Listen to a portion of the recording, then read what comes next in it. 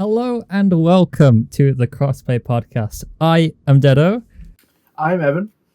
and this week we have a lot of news to talk about. From Sonic Crossworlds being released to a massive new playtest update for DnD being dropped.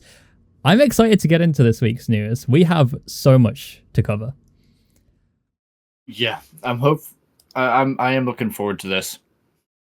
There are a few things from last week's episode. If you didn't watch it, it's going to be closer between this last week's release and this week's release because we released last week on Tuesday, and I think we're going to try and get it out by Friday every week from now on. That's what we were thinking, right? That is indeed the plan. I will make sure this is edited for Friday, which means I don't have to worry about procrastinating by playing Sonic Crossworlds because goddamn is it so good. But before we get into the 4 different topics we have lined up for today, especially since Unearthed Arcana, the D&D playtest, is going to be such a big segment, let's finish up our thoughts and such on the first episode that we didn't actually get to finish.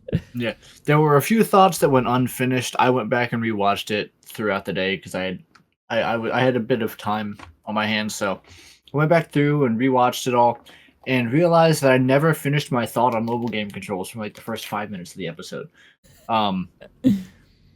So essentially, we were talking about mobile game fighting games. And other things like Minecraft. I think you specifically said Minecraft Pocket Edition's movement system is awful, and I agree. Yes, it is very awkward. Yes, Subnautica fixed, like 3D game camera movement for mobile games with the simple addition of an auto move. Okay, that's all it takes. Like, since then, I've realized like, if Minecraft or anything else had an auto move, so that way you could set it to auto walk for you, and then use your left thumb to control the camera. Yeah, I've noticed that. And then use the right thumb to do everything else. There are a surprising amount of games that actually use that kind of system. I know that some kart racer games, for example, they try to give you like an auto drive accessibility functionality. A lot of it is under accessibility. Like Skate also has an automatically like skate option, I'm pretty sure, when I was looking through the accessibility. It's similar in idea to auto shooters, which we talked about last time as well. Like mobile auto shooters, where the second you lock on, it shoots for you. Yeah, I think that those can be done well. The problem is that they're usually not, and it usually just gives you so much more granular control if you can actually control it at all times. It's why, again, we're going to link back, but I think that controller support for mobile ports of games is so important. Like normal mobile games, of course, you don't need a controller support for Block Blast, for example. But for a mobile port, my favorite. Hell yeah. But for a mobile port, a controller support is just so nice. Yeah, it's the way that Subnautica did it, I like more. I don't remember. I think it's double tap to auto move. You just where your virtual cursor is, you just double tap and it'll auto move for you in the direction you're facing. You never have to worry about it again. I like that. And then you just turn it off by moving your thumb on it again. So it's not like it's either 100 or 0. Yeah. You get to pick when it's on or off. That's really good because it does give you that extra control as well. I like that a lot. That's quite nice. And it works specifically well with Subnautica. Just because of the way movement is in that game where you're swimming, so you're always kind of moving forward, and then you still have your up and down to control that as well. But having yourself constantly moving forward makes it so much easier to use your up and downs and still look around and do everything you need to do without having to worry about it. So it's a very good system that they've developed for that mobile game. Funnily enough, I think that if any game were to be ported to mobile, I think that the best ones to use a touchscreen for would be MOBAs, would be Dota, would be League of Legends. I'm not going to include Smite in this list because it's third person, but they made there was some sort of mobile league game. I don't remember what it was called. Oh yeah, they had like the Legends of Runeterra or whatever the fuck it was called, and they were like, unless that's a completely different fucking thing I'm talking about here, but I know there's been like team fight tactics and stuff. There's so many different like side things for these things. I just can't keep up anymore because I don't play League of Legends Wild Rift. Wild Rift, that's what it's called. Goddamn, I don't even know what the two things I just said were. I can't lie, I don't keep up with this stuff. These aren't the sorts of games I play. Me either. So sorry if those of you watching do keep up with this stuff, and I just sound like a fucking idiot. That's standard. Well, that's normal for you. Yeah, that is standard. I think that not for this, for you. Yeah, true. I think that you should come to expect a level of idiocy from me going forwards. If you don't know who I am, what I am like, a level of idiocy is always something to keep in mind. He's British. That's just what happens. However, if I am talking about something I'm educated on, then that's an entirely different story. That's where I shine, really. But yeah, we had you've been playing Blood Thief a lot since its release, haven't you? I saw you play that. It looks super smooth. I really like that smooth movement. Even as someone like that? I am not a PC gamer at all, but I really like its control scheme. I had to move some stuff around because my pinky doesn't work to go all the way down to control. I just can't do it. I mean, I have most in my last things inverted for shift instead. In my last 20 years of playing video games, my pinkies have just sat at the bottom of the controller and done fuck all. So I'm not used to having to move them. Yeah, no, I get it. I can hit shift just fine. I just can't do can't do control. There are a decent amount of games that don't need like a crouch button. I'm gonna say Noiter again, but there are also a lot of games that do. I use C a lot more than I use control. For me, control is like a prone or slide option. C is my crouch. But that's just how I play. I always use my my side buttons on my mouse. Yeah, I like side buttons. There it is. Side buttons are so useful. My mouse is killed at this point, but as you can see on the video, I have 2 side buttons, and I actually have 4, but these 2 are bound to other things. Yeah, I have the 2 on the thumb side on the mouse, and I use those typically. Depending on what the controls are for the game, I'll have it bound to something weird. I know in a lot of games I have the middle mouse wheel bound to like exit inventories and stuff and to enter inventories. Yeah. Instead of E, because a lot of the time I like binding E to other things. Yeah, E is nice to have on other things. So it's like I prefer tab for inventory management. But it's like in Minecraft, I always unbind drop item from Q and I put it on R because I'm much less likely to accidentally hit that.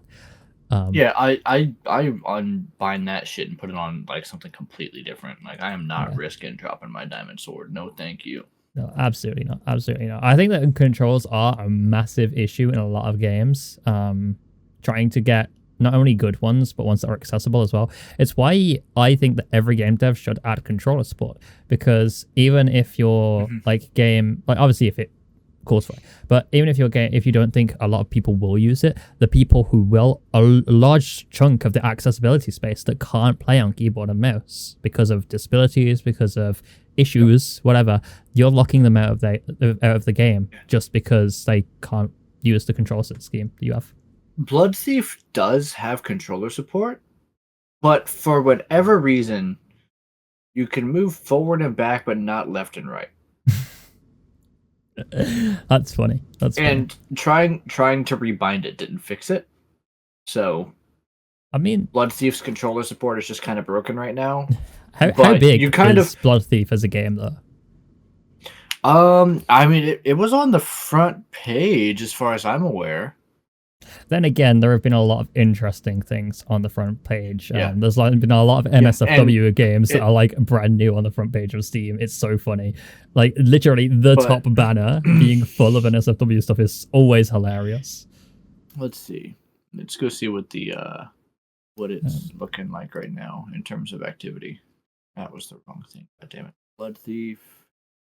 God damn it. I'm getting lost already. I don't know Steam that well. I am seeing right now, I've pulled it up, all-time peak of 189 players 2 days ago. It is not a crazy popular game. It has 145 reviews. So if that gives you a good indication of how big the game is as a whole. Surprisingly low. It is very small. Steam Hub followers by history is 5,400 following the game. But these are the sorts of games where it's like, okay, here we go. It's got, by Twitch stats, its all-time peak was 3,100. Wow. Owner estimations are anywhere between 1.1 and 1.6 thousand players, like, who own the game.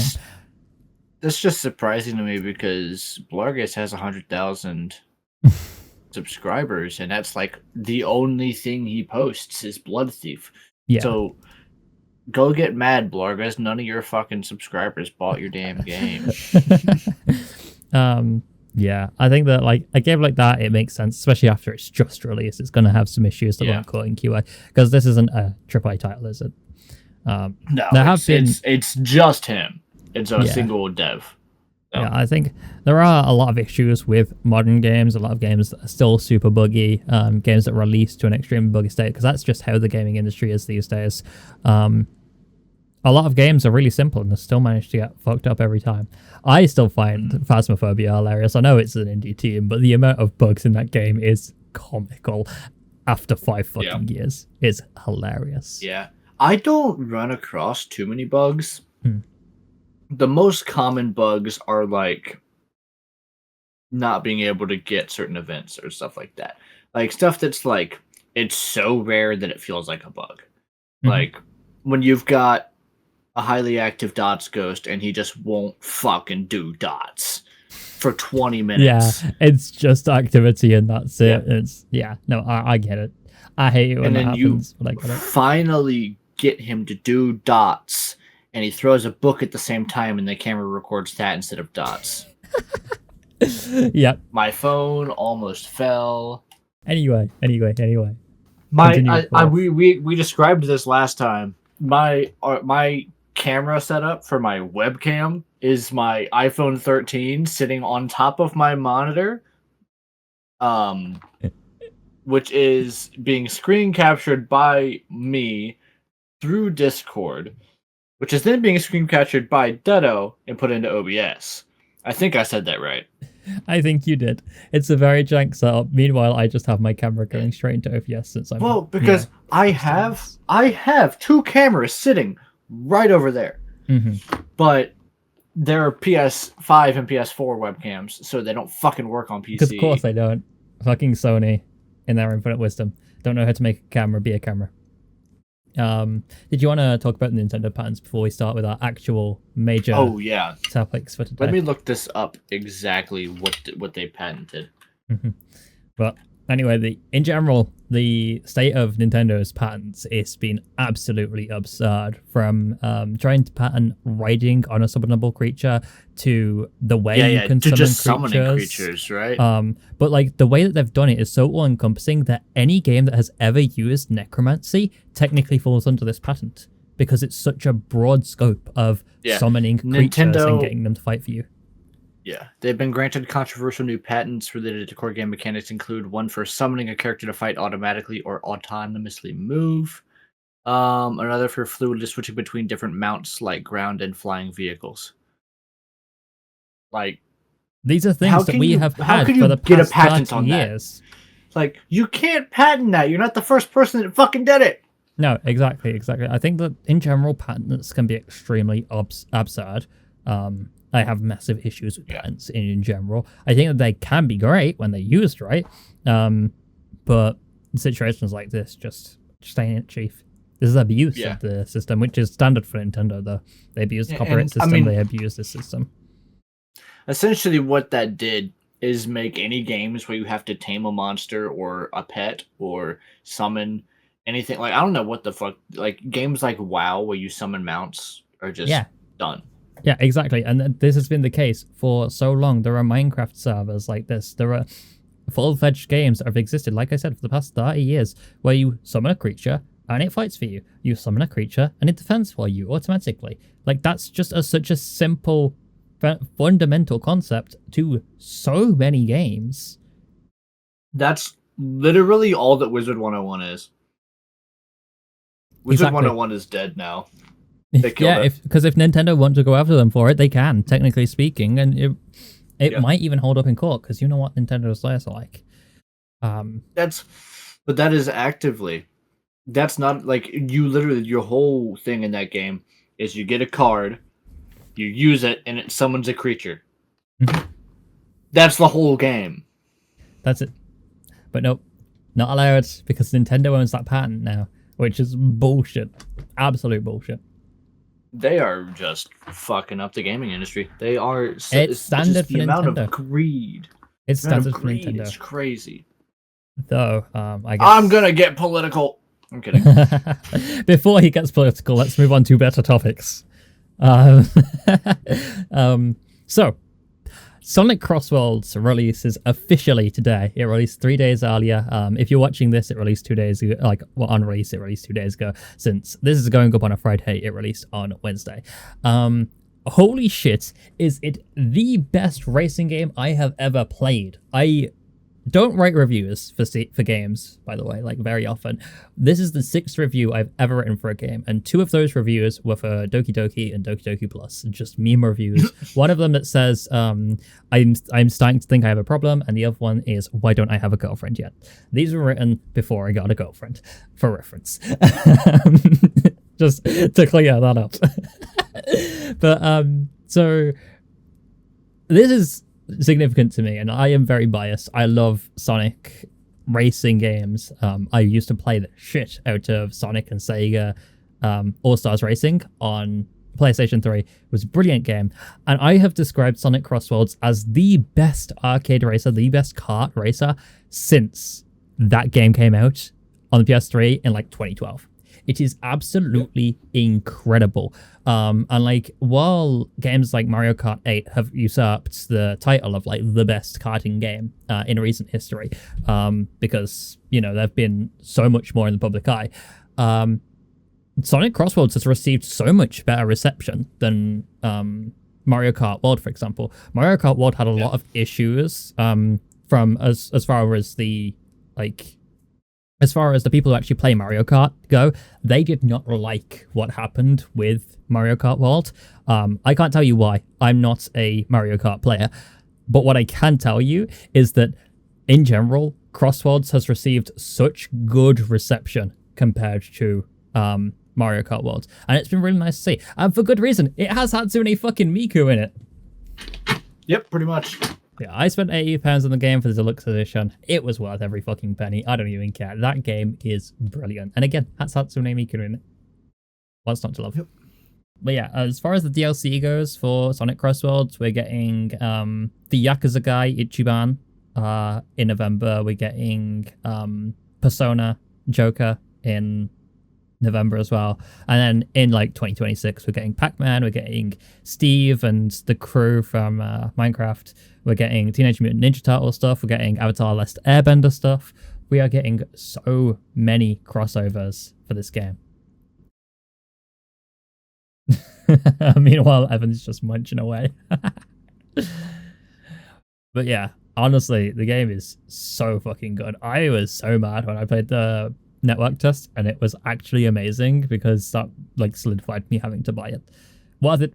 Like I said, worth every penny. If you haven't played it, I recommend getting the demo just to try it out, because there is a demo for free on Steam. It's going to be at the Tokyo Game Show, or whatever the fuck they're calling it, which is where Sega is going to be doing more stuff. They have trademarked Arcade Paradise as well, which is actually already a game on Steam. There's already a game on Steam called Arcade Paradise, so people don't know if that's going to be related to it. But Tokyo Game Show runs from the 25th to the 29th, I believe, of September 2025. So we will probably see a lot more information about that. I'm curious as to whether this trademark is going to be related to that game, or if the trademark is going to be for their own thing. Because I've done quite a few of these, like their Sega Mega Drive classics and those kinds of things in the past. So it could be related to that, or it could be them straight up buying Arcade Paradise, or buying the company related to it so that they can invest in it. Who knows? I'm sure those devs are really confused, if not. Literally, because if you haven't picked up that trademark for your own game, then that sucks to suck. But that's just the way it goes. That's the way cookie crumbles in this industry, unfortunately, and in most industries as well. I mean, hell, even like to pick when up the trademark for crossplay. yeah, for real. Like when I think it was McDonald's, their thing had elapsed, their trademark had elapsed on the Big Mac. Burger King or whoever it was swooped in and like made a Big Mac in like Australia or like in Ireland or something like that. And then on top of that, Burger King isn't called Burger King in Australia, it's called Hungry Jack's. And the reason why it's called Hungry Jack's is basically the same reason, because someone else owns the trademark for Burger King in Australia. So they can't call themselves that. That's awesome. Is Hungry Jack's better than Burger King? I don't know. I'm not Australian. I won't be able to tell you. That's true. I would love to meet an Australian person and ask them that. Literally, Mike, just for that. It's pointed so fucking high now. And I'm pissed. Bro is struggling with his camera. Hold on. Well, do you want to take next topic? I've spoken for quite a while here. You're all good. I've been munching. Yeah, so obviously Blood Thief released. That was very good. I'm very excited to see where Outlaws Vengeance, the other indie game I talked about last episode. Yes. Very interested in that one. It's a stealth-based game, and stealth games are some of my favorites. I'm very excited to see where that one goes, but I don't have any new information on it, so I'm just going to hope and pray and move on. Hope and pray. Little Nightmares 3. Oh. Little Nightmares 3 got either announced or finally got a date of some sort. I mean, I feel like I heard about that a long time ago. I did hear about it a long time ago when it was talked about, but the point is that the release date is very close. It's October 9th. Oh, yeah, shit. October 9th, that's right. The 9th of October. That's like when this video goes up, when this podcast episode Hey, you goes said up. it. You can't slide that past me. You said it. You said October 9th. You said it the right way. Well, that's because it's the way it's written on here. Yeah, and who wrote it? I started writing it that way for your ass. But yeah. Sure. October 9th, it's not to October, whatever you want to call it. It's like a week away when this goes live. Yeah. So that's going to be very, very hype to see, because the first two were incredibly popular. Oh, yeah. Cannot wait to watch Astral Spiff play that. That's fair. I respect that. And then I didn't play the first Outer Worlds. Neither, but I have heard so many positive things about that game. It is insane. Yeah. I've been told by like basically everyone I know that has played the game to play it, and I do need to install and play it at some point because it was incredibly popular. Yeah, I remember when it first came out, the first one, there was all kinds of trailers for it everywhere, and very like just so much marketing for it, and then it just kind of dropped off the face of the earth, I felt like, in terms of mainstream stuff. And then now it's like, oh yeah, that game was really good. You didn't play it? It's like, no, it dropped off the face of the earth, I thought, but no. I think that a lot of story-based games follow that kind of fate, but I mean, like, look at Palworld, for example, because it's a story-based game, it got it's a campaign, you know, it's got a linear thing. You complete it and then it's done. There's no more content to do. Yeah. And we did mention this in the last episode, but in games like that, like, it has so much hype surrounding it, it explodes in popularity, normally around release as well, if it's something like that that's hyped up. And then it just kind of disappears again from, like, people talking about it, because it's already been talked about enough. But yeah, that'll be exciting to see for certain. Yeah. It's one I'll probably play it. I need to go and figure out what the first game is about and play the first game first. Yeah, absolutely. But there's a few other games that I just want to talk about in general. Not necessarily games that have been like confirmed with a release date, but games that at least I know are being worked on that I'm very excited about. Let me move my food out of the way for a minute here so I can actually type proper. Chipotle. I mean, generic Americanized Mexican restaurant. Not sponsored. No, definitely not. I would not take a sponsor for them if they gave it to me. I don't want to get sponsored by the food poisoning company. You fucking kidding me? Let's see here. So, this is one I'm very excited for, personally. Respawn Entertainment is working on Star Wars Jedi 3. Nice. We love Respawn. So yes, that sounds exciting. That sounds like it may actually have some potential, because the amount of times that Star Wars games have been shafted in the past is more than once. So I am very excited, because if you didn't, I talked a decent bit about Jedi Fallen Order the other day. Essentially, I mean, spoilers here. Just skip ahead for a while if you want to play these games. But the first Jedi game, try him when it's over. The Jedi games in general are very very good. Just both of them.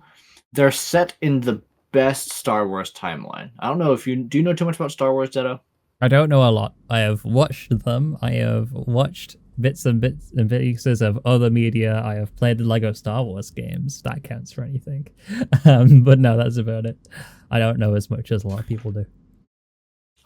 So essentially, between episode 3 and episode 4, right? So after Darth Vader, before Luke Skywalker, is where the Jedi Survivor and Jedi Fallen Order games are set. So essentially, you are one of the last. Oh, I froze. There you are. There we go. You are one of the last Jedi that exists in the galaxy. Last Jedi. They keep adding more and more Jedi to this fucking list, but that's essentially what it is.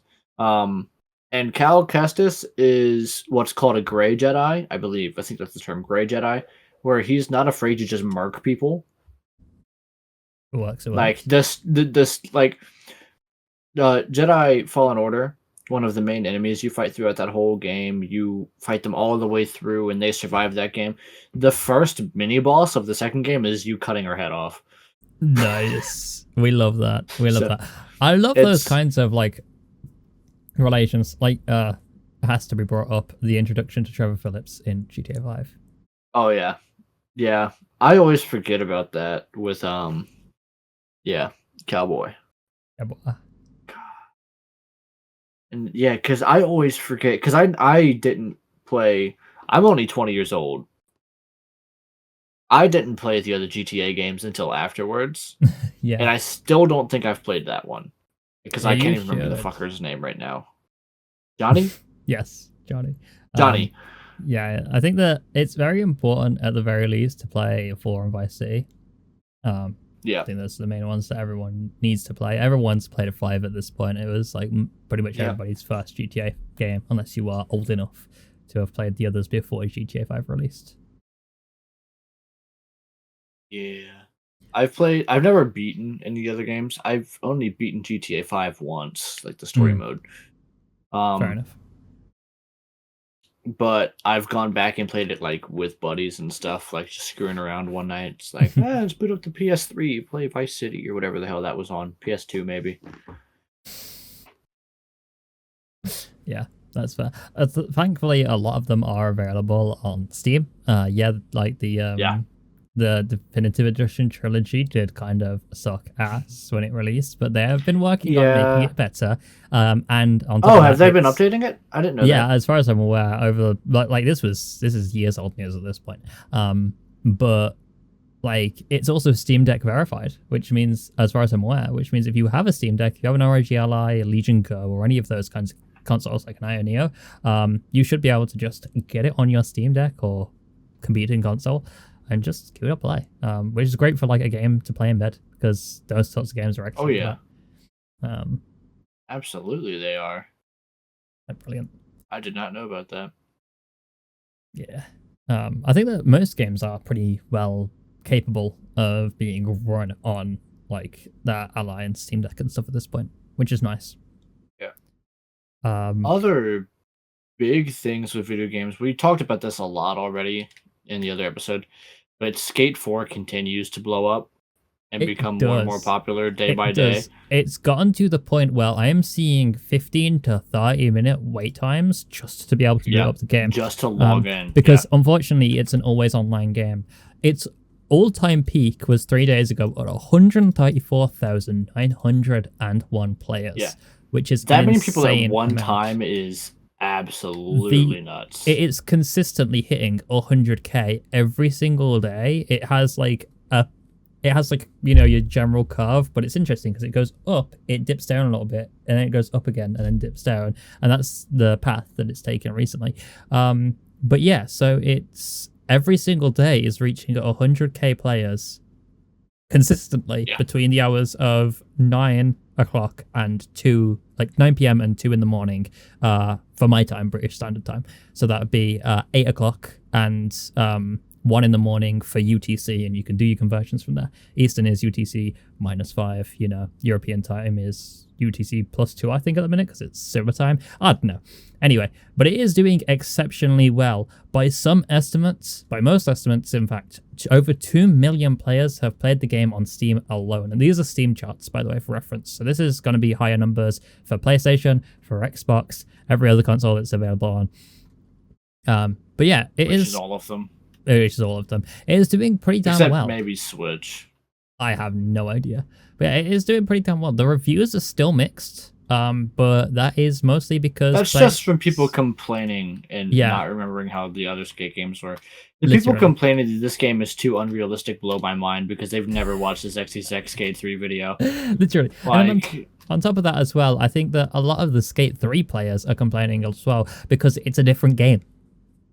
It's a game that has different features. It doesn't have the features of Skate 3. It doesn't have the pros and stuff, and I don't believe they plan on adding the pro stuff yet. I really hope they get to at some point, even if it's not anytime soon, because now with how accessible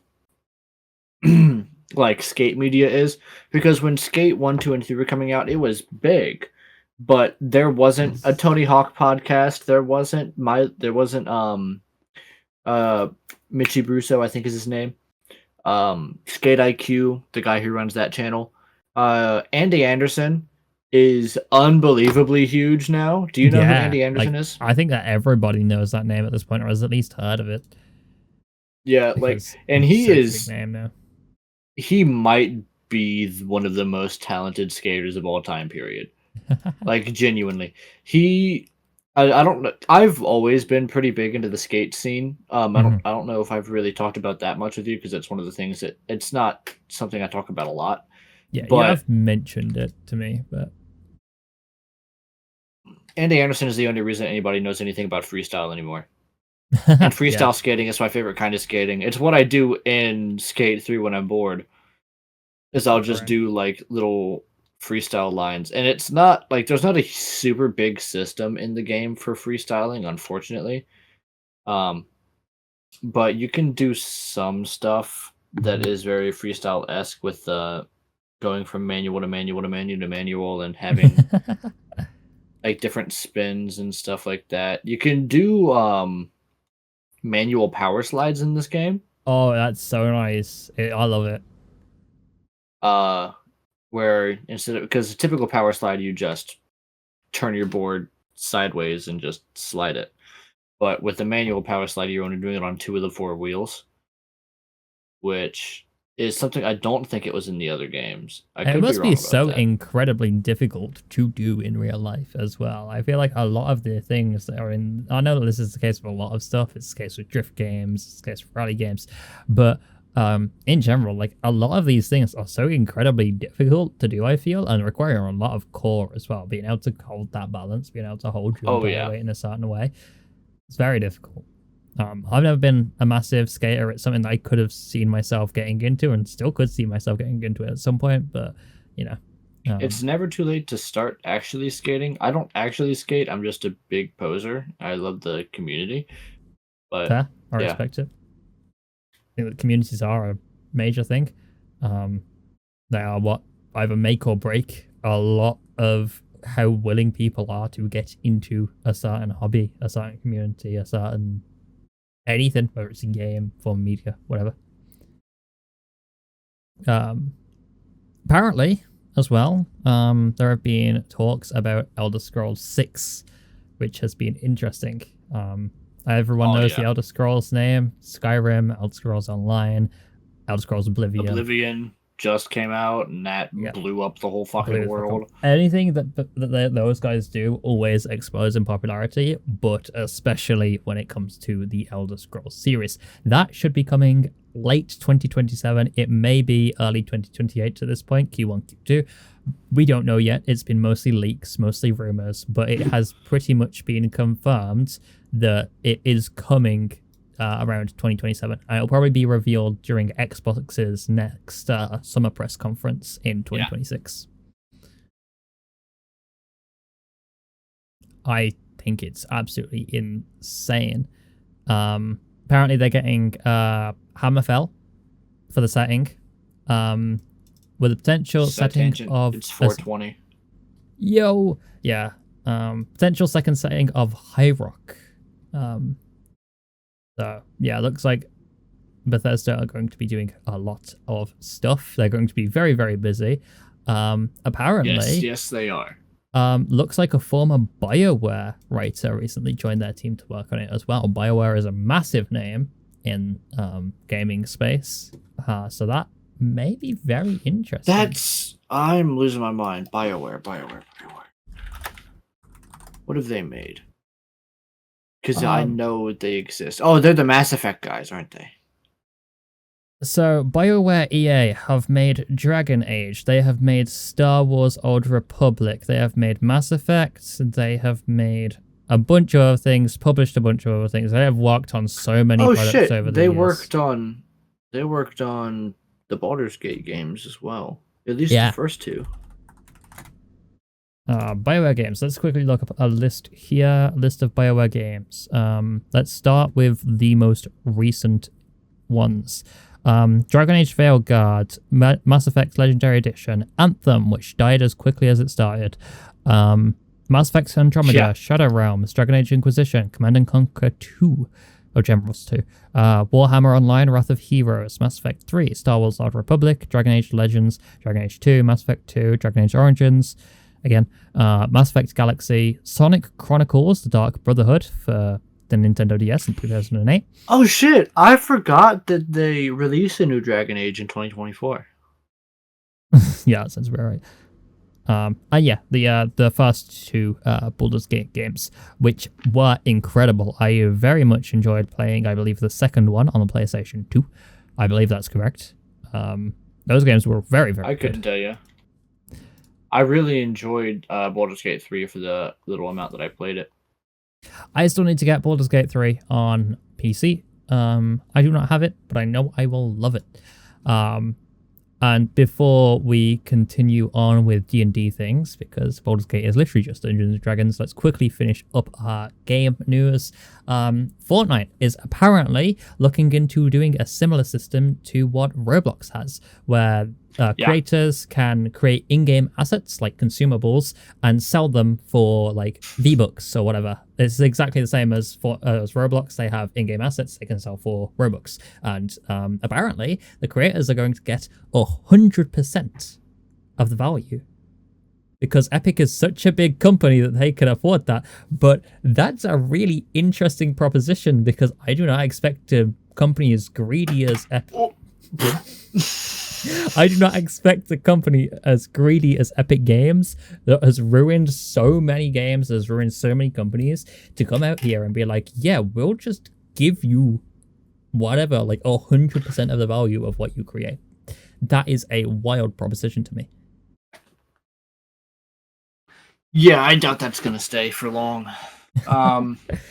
That's got to be just a rumor, because I don't see that happening either. Yeah, I don't see it happening. It would be awesome if it does, but no, I don't see it happening either. I gotta get comfortable, man. I've been sitting on my ass all day doing fuck all. But yeah, I'll let you take the last two video game topics if you want. Yeah, so we've got, well, I think we skipped past it, but Borderlands is... Did we skip past Borderlands? Yeah, we didn't really mention it. Borderlands 4 is apparently really good. Yeah.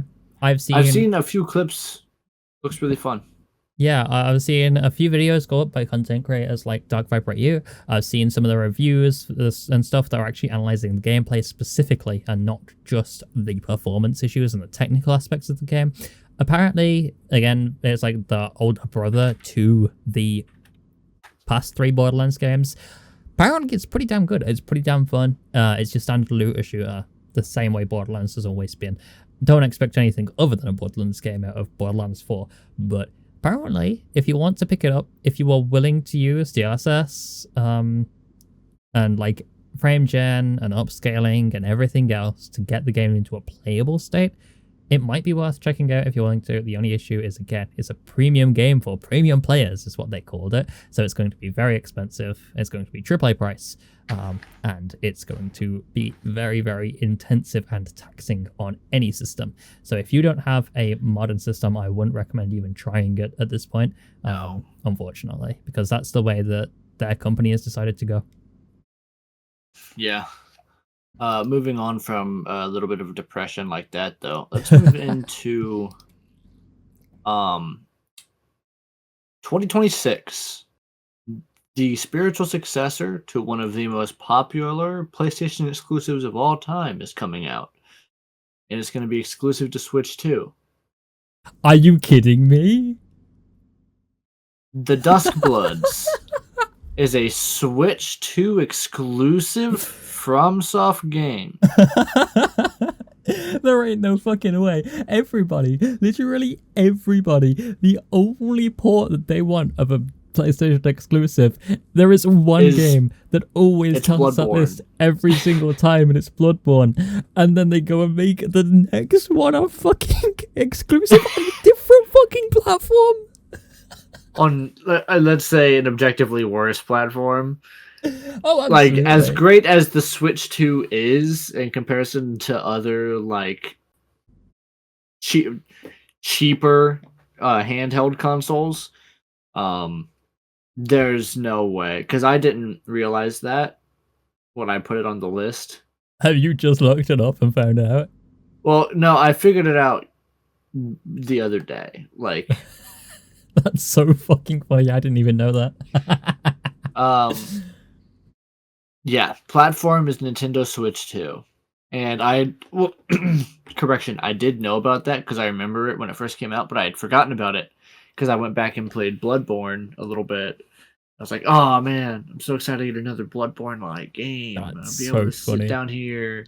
And no, I hope to God that they release a really good Pro controller that's not ASIM, because I do not like asymmetrical controllers at all. I with you on that. Asymmetrical is not the way that my hands work. No. I do have a very scuffed up SCUF controller, pun intended, that has been beaten to death by sheer playing. Like, this hasn't been like thrown across the room, it hasn't been punched, it hasn't been dropped, it has been in basically perfect shape, and it has been worn the fuck out over the past few years.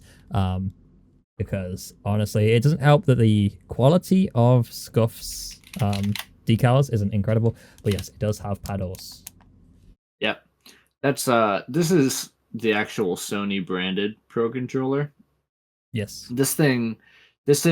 I bought one and used it for, I want to say, almost 4 years. Like, I bought it when it first came out and used it forever.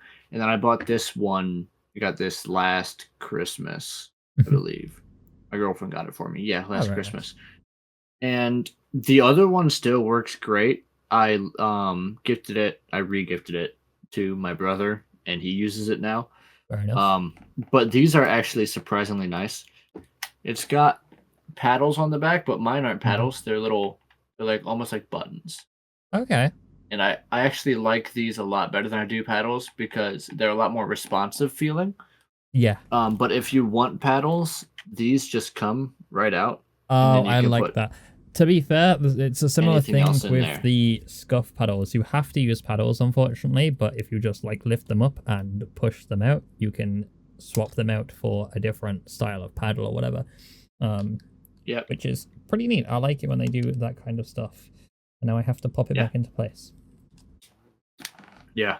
And then these also have a built-in trigger stop. Yes, which is I had very to nice. pay extra for that in mine, but I wanted these triggers because you also couldn't have that with a certain other thing that I wanted. But I did get long sticks though. I think that longer sticks are so important. I can't actually play short stick controllers anymore. I need long sticks on my controllers. Like I can fit my entire thumb underneath the stick. I definitely can't. I can't deal with I've short never sticks. liked like my brothers always use control freaks and stuff, like just the ones that extend. I don't like it. I don't like my toggle sticks being tall. Yeah, I don't like for third party, like after party solutions to first party controllers kind of thing. I don't like that, but for like a controller that I customized, long sticks is always the way for me because holy shit, like when I'm doing driving games, when I'm doing that kind of stuff, and even to be fair, on skate, being able to have such more granular control over like how strong my manual is, for example, I just have to have it that way. Yeah. One of the big selling points for this controller in particular, is you take this front faceplate off.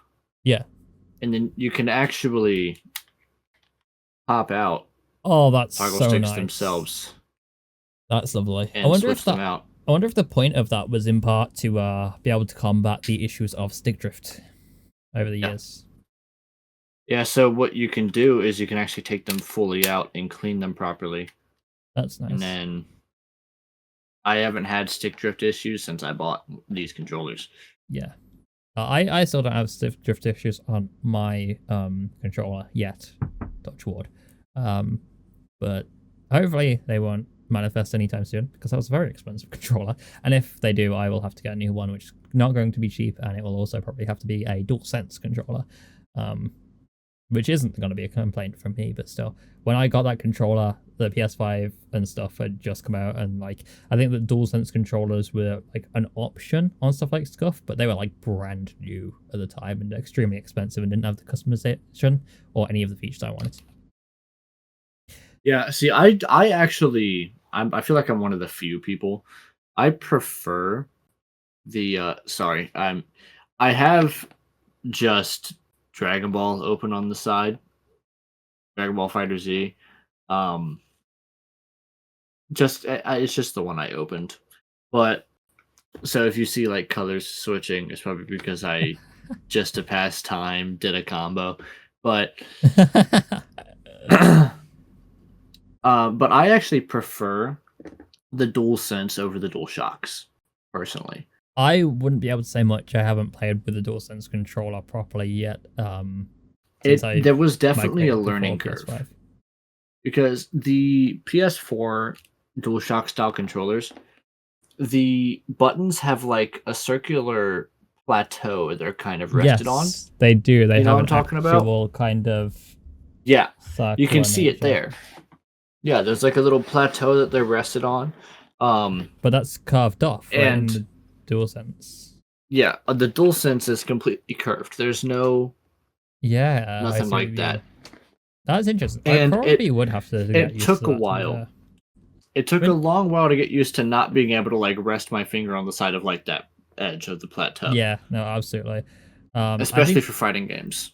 Oh god, yeah. I think the games that require a lot more of that is 100%. I do quite like the PlayStation controllers. I think they fit my hands very nicely, especially if I have paddles to rest my ring fingers on. But I can't handle fucking Xbox controllers. They are way too chunky. ASIM is just wrong. The triggers are also wrong. They don't work correctly as far as I'm concerned. The way they work is just wrong. They're awful. There is just so many problems. I think I have an Xbox controller somewhere. They I can feel go and sound so plasticky and hollow as well. The build quality is ass. Unless you get like the really expensive Pro controllers and stuff, which is an entirely different thing. And even people always talk about how the Xbox Pro controller is so much nicer than the Sony Pro controller. And first of all, no. Second of all, like the wireless Pro controller, at least when I worked at Walmart, the wireless Pro controller without any of the attachments was the same price as the DualSense Edge. Really? With everything. That's insane. Yeah. I'm not really that surprised. That was on release though. By the time the Sony one came out, it was more expensive to buy because it was brand fucking new. But when as far as I remember, the Xbox controllers and these were pretty much the same price, but none of the shit. Yeah, none of the shit. I'm with you on that. Because this is a $200 controller. Yeah, mine was like $180 or something like that. So in dollar, it'd be basically the same, maybe a bit more. Who knows? Yeah, and essentially, comparing our two controllers, they're pretty similar, plus the ability to remove the toggle sticks. Yeah. And it actually has an extra button down here at the bottom, which is a function button, so you can quickly mess with your audio settings or quickly switch your layouts. So I can have 4 layouts saved at a time. Yeah. So I can have. So for Dragon Ball, I have one layout. For Monster Hunter, I have another one. For games like God of War, I have one that I have saved that's not currently active. But there's custom settings. I have one which is default, which is where these don't actually do anything. I can just kind of play with them. And then I've got better attack, which is for Monster Hunter, where these two are my attack buttons instead of triangle and square.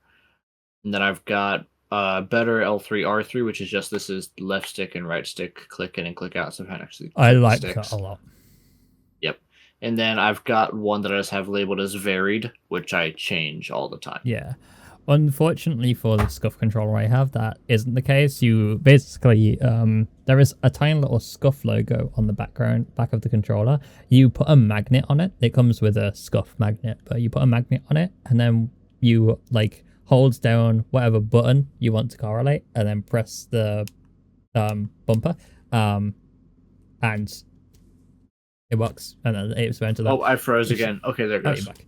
Yeah, it's bound to that. So right now mine is set to circle and triangle because I only ever really use the bumpers on Rocket League, and those are my ball cam and look back buttons, because look back is bound to circle and scoreboard is bound to R3 because I use look back a surprising amount. I don't know what my Rocket League buttons are. I'd have to go look. It's been so long since I've actually played. Yeah. I still play occasionally. Yeah. Oh, right. Did you want to mention about God of War, by the way? Oh, yeah. So this is God of War Egypt. Nothing is officially confirmed anywhere, but there's all kinds of speculations and some quote-unquote leaks all over the internet that they're currently working on God of War Egypt, which I am very excited for because I don't know if you follow the God of War games at all. No, not really. My favorite one is obviously God of War 3, but that's fucking ages ago that I used to play that. Yeah. So yeah, you know the basics. God of War 1, 2, and 3, you spend those first 3 games and Kratos kills the entire Greek pantheon. Mm-hmm. And then in God of War 2018 and God of War Ragnarok, they go through and it's a beautiful, beautiful story. It's not just angry man kills gods anymore. It's a story about Kratos and his son and how he can go from being warmonger to father. You know, it's a beautiful, beautiful story, and it's one of the best stories ever told on within gaming media, period. And just the fact that it connects back to those games from everyone's childhood just adds on to it, you know? Oh, absolutely. I mentioned literally how much I love callbacks to previous titles. Oh, yeah. I think it's so important. But for years and years and years now, I actually have a funny little story here about God of War that I know some people aren't fans. God of War 3's original story. Did you know about this? I don't think so, no. So at the end of God of War 2, you're with the Titans, right? You're with Gaia and all them, and you're climbing up Mount Olympus, and that's where God of War 3 starts. Mm-hmm. And in God of War 3, where it is now, you get knocked off Mount Olympus. I believe you go all the way down to Hell. You work your way all the way back up, and then you finally kill Zeus. And that's kind of how that game goes. You kill a bunch of other gods along the way.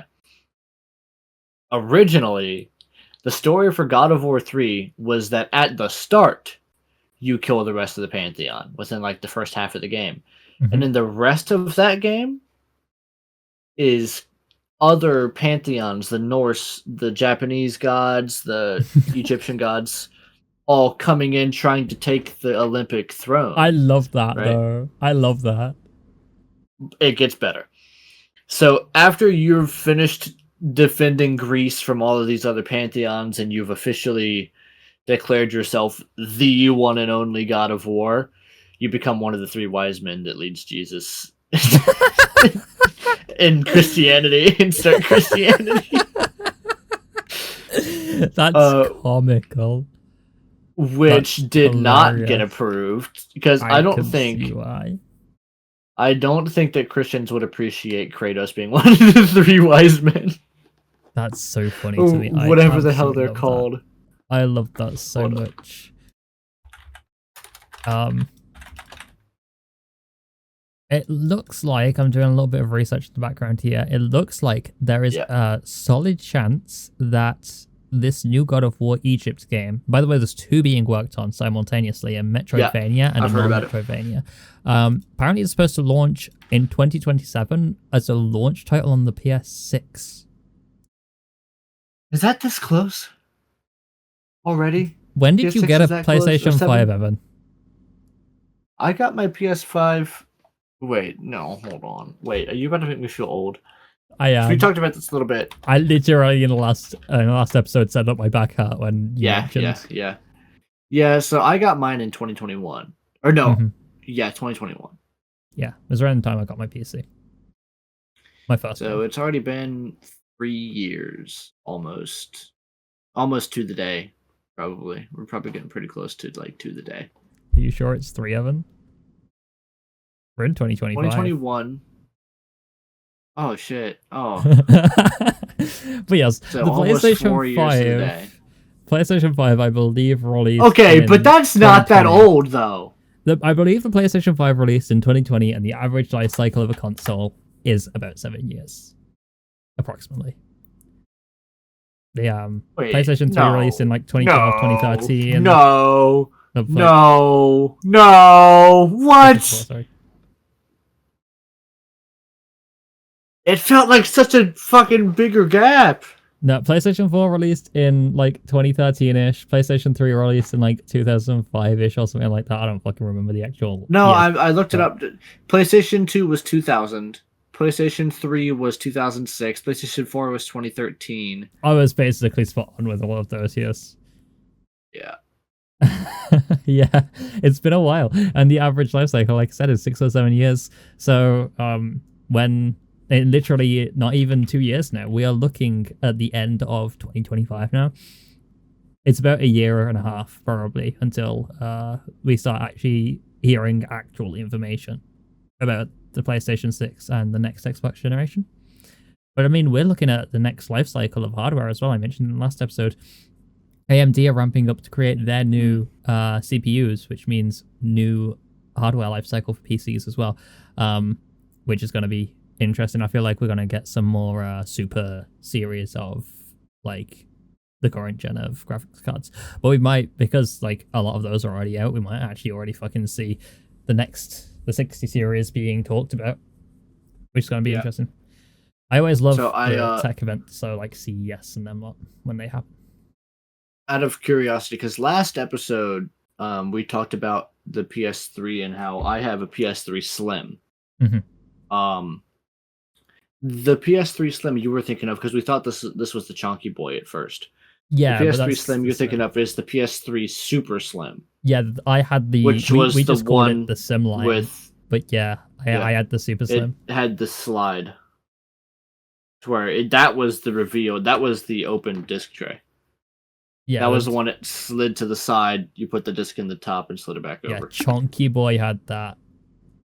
The Chunky Boy was a regular disc drive, the first model. Wait, was it really? Yeah. Damn. That's wild. Here, I'll paste the image in right now. All right.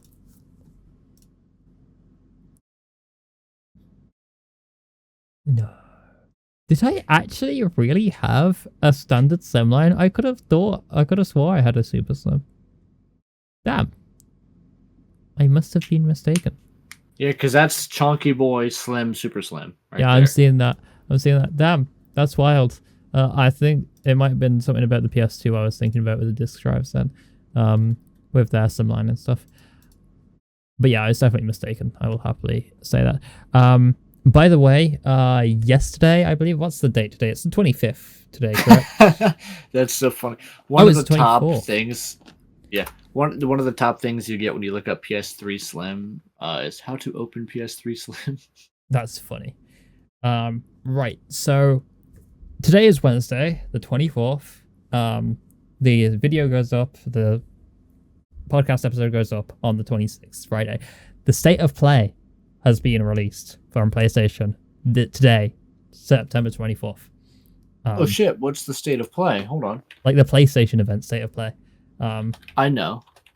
So I haven't seen any of the information. I've literally only just seen that. But apparently, like, I think it's live probably right now or in a moment. It is live at 11 o'clock CEST. So that's Central European Standard Time, or 5 p.m. Eastern Time. So yes, that will be starting in 15 minutes as we are recording this, I believe. And so we don't know what's going to be in that, but we will almost certainly recap it in the next episode, which is going to be next Friday if you guys haven't seen it already. Yep. I mean, hell, we might just take a pause to go watch it and then continue this episode. We might do. More shit to talk about. We do have a lot of things to discuss, to be fair. For example, holy shit, there have been some massive. Oh, are we moving on? We're gonna move on, and I will insert. In fact, right now, we are going to continue on, but I will add a little jump cut here to future us after we've watched the State of Play, so we can discuss what happened. Okay, this is Future Deado here. Hello. Evan isn't with me. Evan hasn't watched the State of Play as far as I'm aware, so I figured I would recap it just to insert myself into the video. So there has been updates for the PlayStation Plus catalog that are coming. If I quickly drag this over here so I can see it better. For the Essentials section, on the 7th of October 2025, that's getting the update, and that's going to be for Alan Wake 2, Goat Simulator 3 and Cocoon are going to be the free games, and then if you are subscribed to the extra tier, then you get Last of Us Part 2 as well, and the remastered if you're on PS5 on the 26th of September. So that should already be the case if you are watching this, quite frankly. As far as new games go, there is Let It Die Inferno releasing on the 3rd of December. There is Microsoft Flight Sim 24 on the 8th of December, which should have PSVR 2 support as well, which I know that a lot of people are pretty damn excited about. Code Vein 2 is getting released on the 30th of January, which I know a lot of people who absolutely loved Code Vein, so there being a sequel is awesome, properly announced. Deus Ex is getting a remaster, which will be releasing on the 5th of February 2026. Nioh is getting a threequel. We're getting Nioh 3 finally, and that'll be the 6th of February 2026. There's going to be a Halloween the game, which a lot of people are talking maybe by the same people as the Friday the 13th game, and that's going to be the 8th of September 2026. And then finally, Marvel's Wolverine was announced as a brand new game coming in autumn of 2026. There is no confirmed release date for it yet, but that is the main headliner that was at the very, very end of all of their stuff. It was at the very end, was Marvel's Wolverine, and this was a pretty, like, standard State of Play, nothing majorly interesting, nothing majorly, like, noteworthy, but that Marvel's Wolverine really was, like, the standout that everyone was talking about. It was a good job they kept it fast, quite frankly. And then finally, there are two physical products they're releasing. The Pulse Elevate speakers, which are PlayStation, Sony-branded speakers, which will work with your PC. They'll also work perfectly fine with the PlayStation Portal, if you own one of those. I know Evan does. And so in general, those will be coming in 2026. They can also be used wirelessly if you use their dongle. It's a very chunky dongle, but if you use that dongle, you can use them wirelessly. They have a built-in mic, and they also have charging pads, which you can put underneath them, and they will still work perfectly fine. And it doesn't look like chunky or clunky. It just sits perfectly on the pad, and it's barely noticeable, which I think is pretty damn cool. And finally, we have the God of War 20th anniversary controller was announced. We don't have any release date on it. We don't have any information. And obviously, depending on your region, the availability will definitely vary on that one. But yeah, so that was pretty much everything that was announced in the State of Play. There were a couple of other things, but nothing really else was worth mentioning. So I figured I'd throw that out there for you guys. And now let's go back to us guys from Wednesday so we can continue with this podcast. Moving forth. Just very quickly. Go on. Go on. Very quickly, just going over everything. I don't think we're going to do anything extensive on this because we've already got a big topic to talk about today. Yeah. So our headliner is still to come. We always do this. We have a couple of topics. We have the main game news, and then we have our headliner. We've always done this. We always have a headliner the one other time we've done it. Yes, because we're always going to do this, and I refuse to not.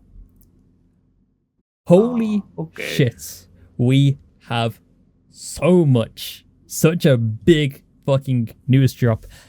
Unearthed Arcana, the playtest for D&D, basically, has been released with brand new arcane updates, which has been insane. It's an entire update dedicated to subclasses. Which is awesome. So this is looking down. So this, if you want to use this material, it's like based off the 2024 handbook, and it's just updates.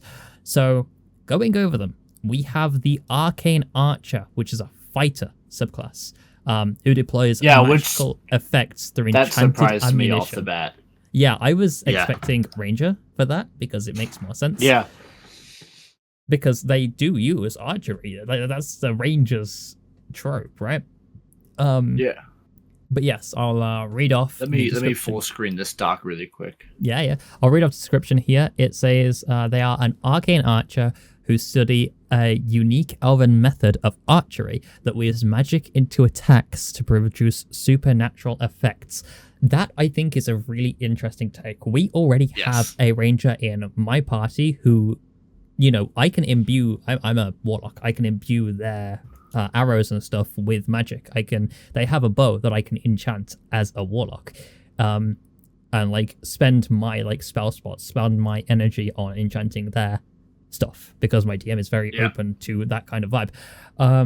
However, now that you're able to do that solo within D&D, having an entire subclass dedicated to this art will be incredible. It says the first arcane archers. I can only imagine over that community is multi-classing into that. Holy shit! Yeah, imagine. Okay, this is I think that almost all subclasses start at level 3, right? So you would need 3 levels in fighter and 3 levels in archer. Basically, you need to be a level 6 character to be able to, or at least if you just subclass instantly into fighter and have an archer subclass is thrice into fighter before they do any of their archery upgrades. I think that's a bit weird to do, but you could technically take 2 subclasses here. But yeah, fair. The first arcane archers stood watch over their communities and used magic-infused arrows to defeat monsters and invaders. Over the centuries, other species have learnt this method of blending magical aptitude with archery. These archers have broadened their method's application to ranged weapons of many kinds and to aspects of adventuring life outside of combat. I think that may get very interesting if someone plays an artificer, who is usually banned in the majority of D&D campaigns at this point. Because the second that someone's like, I want to be an artificer, all it evolves into is, trust me bro, it's steampunk, let me pull out a Barrett 50 cal. Let me get in an M1 Abrams. I promise my B2 stealth... It all depends on the people. My B2 stealth is... My B2 spirit, sorry. My stealth bomber is steampunk, bro. Trust me. No, when I've always had... That's the biggest problem player is people who want to play Artificer for dumb shit like that. If you're playing an Artificer, you're getting Wild West weapons, period. That's as far as it's going in terms of modern weapons. You're getting maybe a repeater, maybe a revolver, right? That's That's as far as it goes. It's probably going to be more like a flintlock or a musket, bro. Like, just... I'll tell you what, though. My love of repeaters never actually started anywhere except for from video games, specifically from fucking playing the beauty that was the Titanfall games, and then into Apex Legends as well. I love my repeater in Apex Legends. It was fucking godsend. I loved that weapon. Too bad Apex sucks. Too bad Apex sucks. Agreed. There have been... We can go back into that tangent if you want to and complain about Titanfall again. There have been some major updates to the subclass since its last appearance, such as adjustments to curving shot, the magical ammunition being a new feature. Ever-ready shot is available at a later level. Arcane bursts is a new feature, and masterful shots have been redesigned. There is a lot of stuff for the levels, but the main thing is that it's fucking awesome, and you also have the magical ammunition that you can... There's darkening shot, there's unlocking shot, and there's vine shot. I think those are going to be insane. There is so much as well. You can basically use your arcane shots that you get at level 18 with your masterful shots to do stuff like banishing, do stuff like beguiling, bursting, enfeebling, that kind of stuff, which is massive, but it's, again, a very much, you look at it and you're like, yeah, this makes sense to be level 18. This makes a lot of sense. Yeah, that's one issue with a lot of these class varieties, is that so much stuff doesn't... people usually don't play a campaign till you get to that level. No, of course. It's like a lot of campaigns land around like level 10. Yeah, Baldur's Gate 3, you can only go up to level 12, right? I'm not sure about that. I think that's right. But yeah, in general, like, there is the fact that that's like, even the big Baldur's Gate game that everybody plays doesn't even max out at level 20, it maxes out like level 12. It's insane. But yeah, most people don't reach level 18. I think it's reasonable as to why, because when you get to that level, you are basically gods. You do so much damage. Your abilities each turn takes so long. Each turn takes long enough. Fucking at level 6.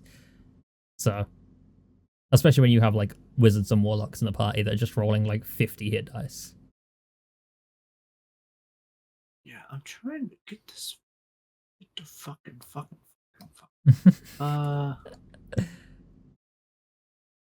There we go. I can read this now easily.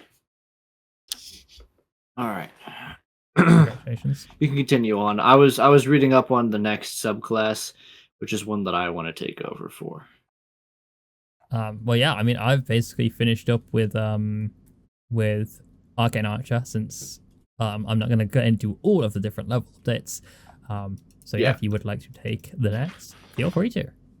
So what I will probably play in my next D&D campaign, the Tattooed Warrior Monk subclass, which is something, because I'm still fairly new to TTRPGs in general, and I only just recently realized that there are magical tattoo weapons and summons and stuff like that, where you get a tattoo of a monster on your skin, and you like, monster's here now, just out of my body, which is just such a cool fucking idea.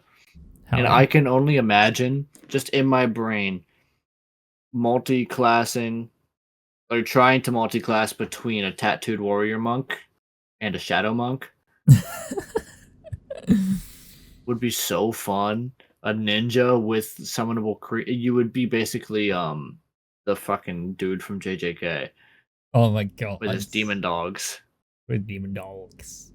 Yeah, I think that there are some awesome multi-classing options. Still, my favorite multi-classing option of all time is Druid plus Rogue. Because you, as a rogue, if you're like very like thievery based, and then you wild shape because it absorbs into your person, you just steal the diamond and then wild shape, and then boom, the diamond doesn't exist anymore. I need to look into subclassing some more, multi-classing some more, because I have my warlock and I'm just dedicated to warlock at the minute. But with what I have looking down the barrel of, unless I get to level 9, I'm not looking at anything major interesting. Run me through. I want to hear your character's story because my character has a very fun story to tell. Okay, fair enough. This is. I know we're in the middle of something right now, but I want to get just some more D&D content in here. Absolutely. Well, let me pull this. While you're figuring that out, I can run through the rest of Tattooed Warrior if you want me to. Yeah, go for it. So yeah. So, drawing from the body marking traditions from across the multiverse, tattooed warriors can use arcane power imbued in their magic tattoos. These monks gain tattoos as they grow in martial prowess and insight. Tattooed warriors can reshape their tattoos to access a suite of physical and magical effects. The main updates in the subclass the tattooed warrior has been redesigned with some exceptions. The tattoos now focus on additional abilities instead of spells. Beast tattoos still grant a cantrip, but now each option provides a benefit that isn't tied to a level 1 spell. So that'll be fun. That could be completely unique or just higher level benefits, which would be really cool. Yeah, I think that the idea of probably being able to cast it at a higher level if you want to, but not needing to, that's what I love about cantrips. Yeah. Celestial Tattoos has been redesigned to provide uses of focus points outside of combat. Nature Tattoo has been condensed to provide damage resistance to a small suite of choices that can change. And Monster Tattoos have been redesigned with new options. That's the fun one. Well, Monster Tattoos is the fun one. Awesome, but yet again, it's a level 17 benefit. Yeah. Unfortunately. So while, you love your beasts and stuff, you were not... The problem with Monster Tattoo is, again, this is yet another example of how ridiculous D&D gets when you're anywhere above level 12. At level 17, if you are playing this class, you get to summon a Beholder, you get to summon a Chromatic Dragon, you get to summon a Displacer Beast, or you get to summon a fucking troll. Something else. Yeah. Like, the fact that these are options that you can take, the fact you can summon creatures that have legendary actions at your own disposal, bit powerful. Just a wee bit. Yeah, it's just that issue of you'll never get to that level. I don't know. Do you want to go over every single class? All of the stuff that's being added? I think we'll go over every single one at a base level, but get into the ones that you're interested in, for sure. There's one in particular that I know you're excited for, and I'm excited for. I am very excited for, yes. If you would like me to move on from the... if you'd like to carry on the monk, feel free to, but if you want me to carry on, then I'll... I think the last thing I have to put... I've not gone too far into D&D campaigns in the past. I've mainly gone through in Pathfinder. But with Pathfinder in particular, you can actually get magical tattoos that just let you summon beasts without it being a skill that's unique to a class. So if I'm assuming that's also a thing to some extent in D&D. So being able to just have that work with this is really nice, because I plan on putting that on my rogue character in Pathfinder if the campaign keeps running for too long. That's fair. I guess, again, it very much depends on the DM and stuff, how they're willing to incorporate things. But yeah, I know people have talked about using tattooed warriors before in different senses. Yeah. I would like to cover, though, that there are some pretty awesome things. For the beast tattooers, you get to choose 2 from that: butterfly, crane, horse, and tortoise, which aren't the actual creatures. They basically just give you different cantrips, which is actually pretty nice, because you can, as a monk, learn Spare the Dying from your tattoo, which is an extraordinarily useful one. And same with horse, gives you the message cantrip. I think those are 2 of probably the most important cantrips in the game, really. Having someone on your party that knows both is insane. When you expend 1 focus point to use Step of the Wind, your speed increases by 10 feet until the start of your next turn. Okay. And then Tortoise, when you expend 1 focus point to use patient defense, you have a +1 bonus to AC until the start. So you do get additional stuff too. Oh, absolutely. Yeah, but it's not like you're on summon a tortoise. It's that you get the nature of that creature, whatever they've described as the nature of that creature. You with the bat, you get blind sight with a range of 10 feet. Butterfly, when you make a high jump, you can use your dexterity modifier instead of your strength modifier to determine how high you can jump. That's cool. Crane, when you miss a creature with an attack granted by your flurry of blows, you have advantage on your next attack roll against that creature before the end of your next turn. That's cool. Those are I like that a lot. Ones. And then the speed and AC bonus. Yeah. The celestial tattoos, we have Comet, Eclipse, and Sunburst, which grant you the ability to expend 1 focus point to roll your martial arts die and add the number rolled to wisdom when you take the search action. That's for Comet. For Eclipse, it's when you take the hide action. You can do the same, spend a focus point, roll your martial, and add the number rolled to Dex, which is your stealth. And then so Sunburst, it's just a really good Sunburst, it's the bonus. Same way. You can expend 1 when you take the study action and add it to the intelligence. So you just get a really good advantage added to search, hide, or study, depending on what you pick. Absolutely. That'd be really cool. So yeah, that would work great with Shadow Monk as a multi-class there. Yeah, either Shadow Monk or Rogue, either or, since Shadow Monk is basically just a Rogue Monk. Too. Basically. Yeah. I mean, most Shadow do multi-class into Rogue. So yeah, I mean, those are some pretty cool. I won't go over level 11 or 17 since most people don't get there. But the document will be linked down in the description on YouTube and will be linked somewhere in the description if I'm able to on Spotify. Yep.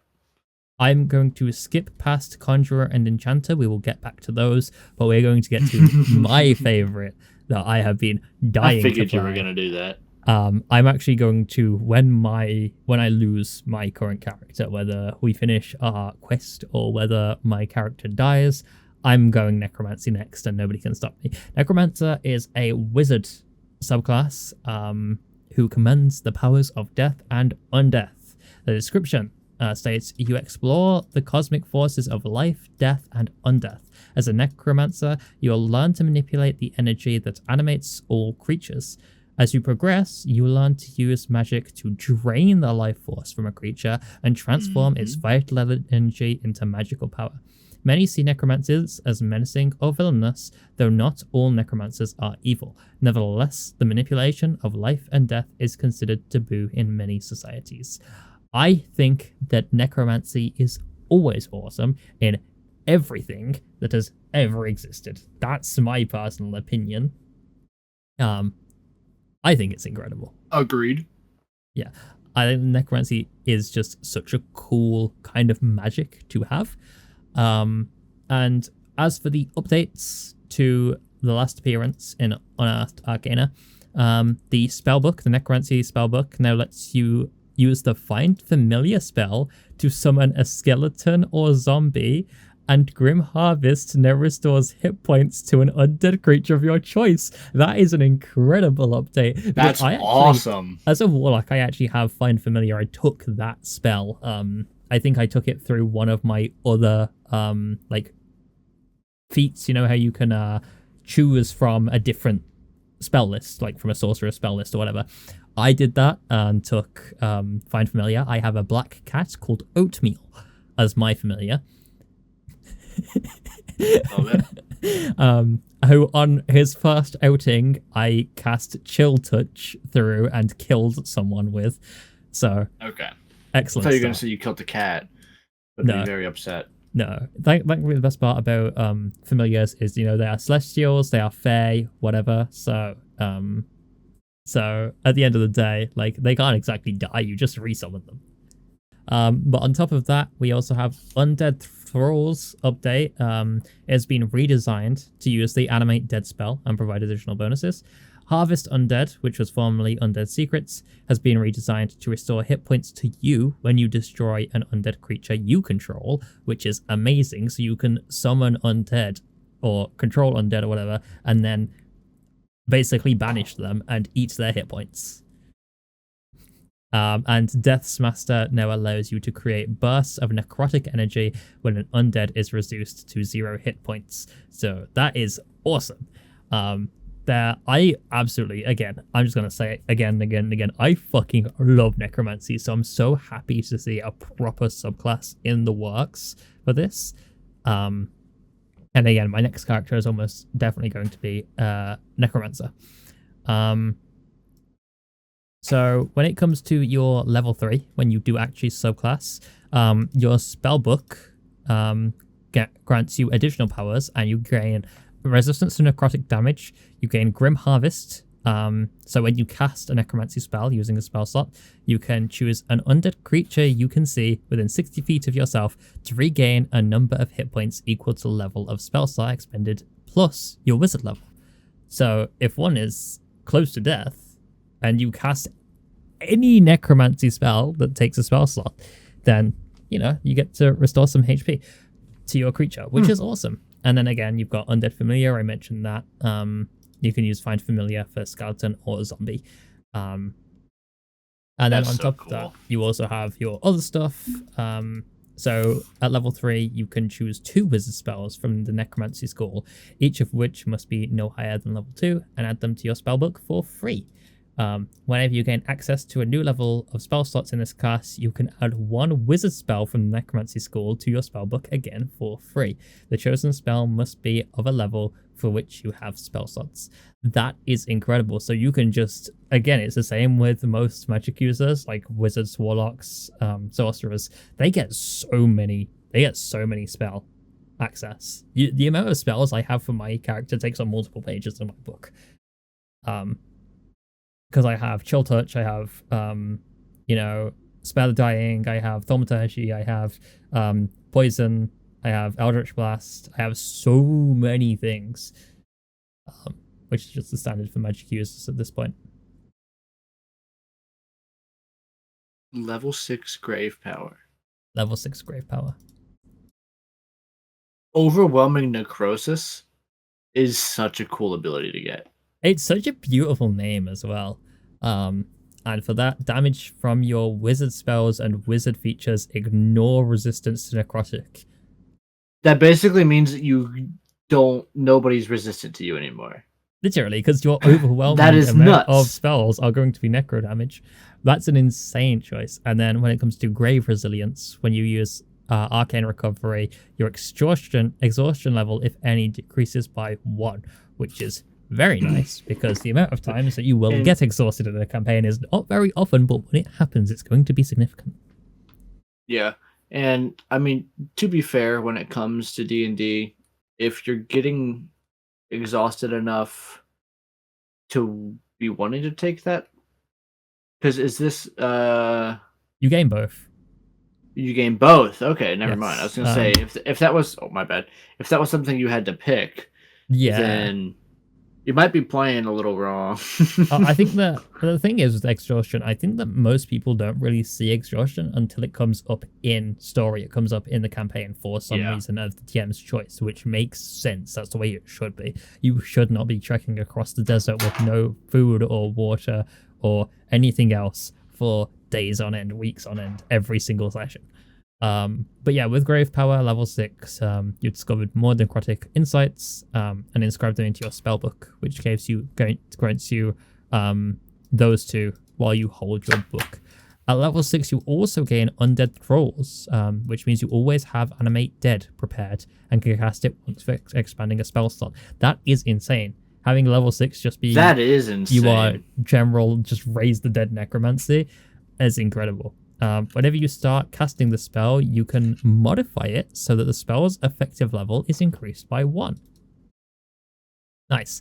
In addition, whenever you cast a necromancy spell using a spell slot that creates or summons the undead, they gain the benefits of Undead Fortitude, which means that their hit point max and current hit points increase by a number equal to the level of the spell slot used, plus your intelligence modifier. And with Withering Strike is your extra benefit that you get for them. Whenever they hit a creature, they deal extra necrotic damage equal to your intelligence modifier, which is a minimum of 1. So if you're playing wizard, you're probably going to take your highest roll into intelligence.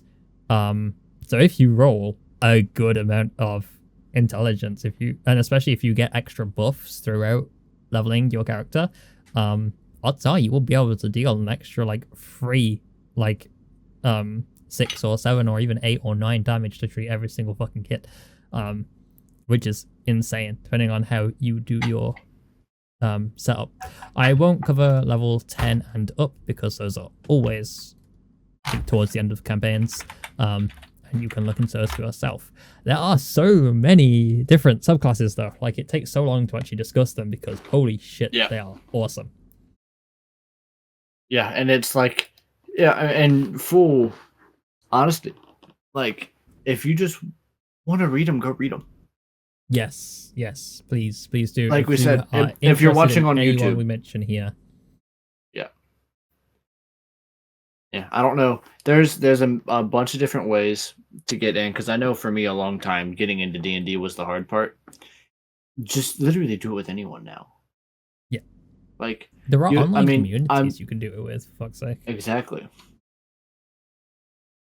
I'm lucky that like basically everyone I know in my circle is into D&D, so I have like a group that's a pretty big party. But we have had a few players drop out, but you know, there's like 6 or 7 of us at this point.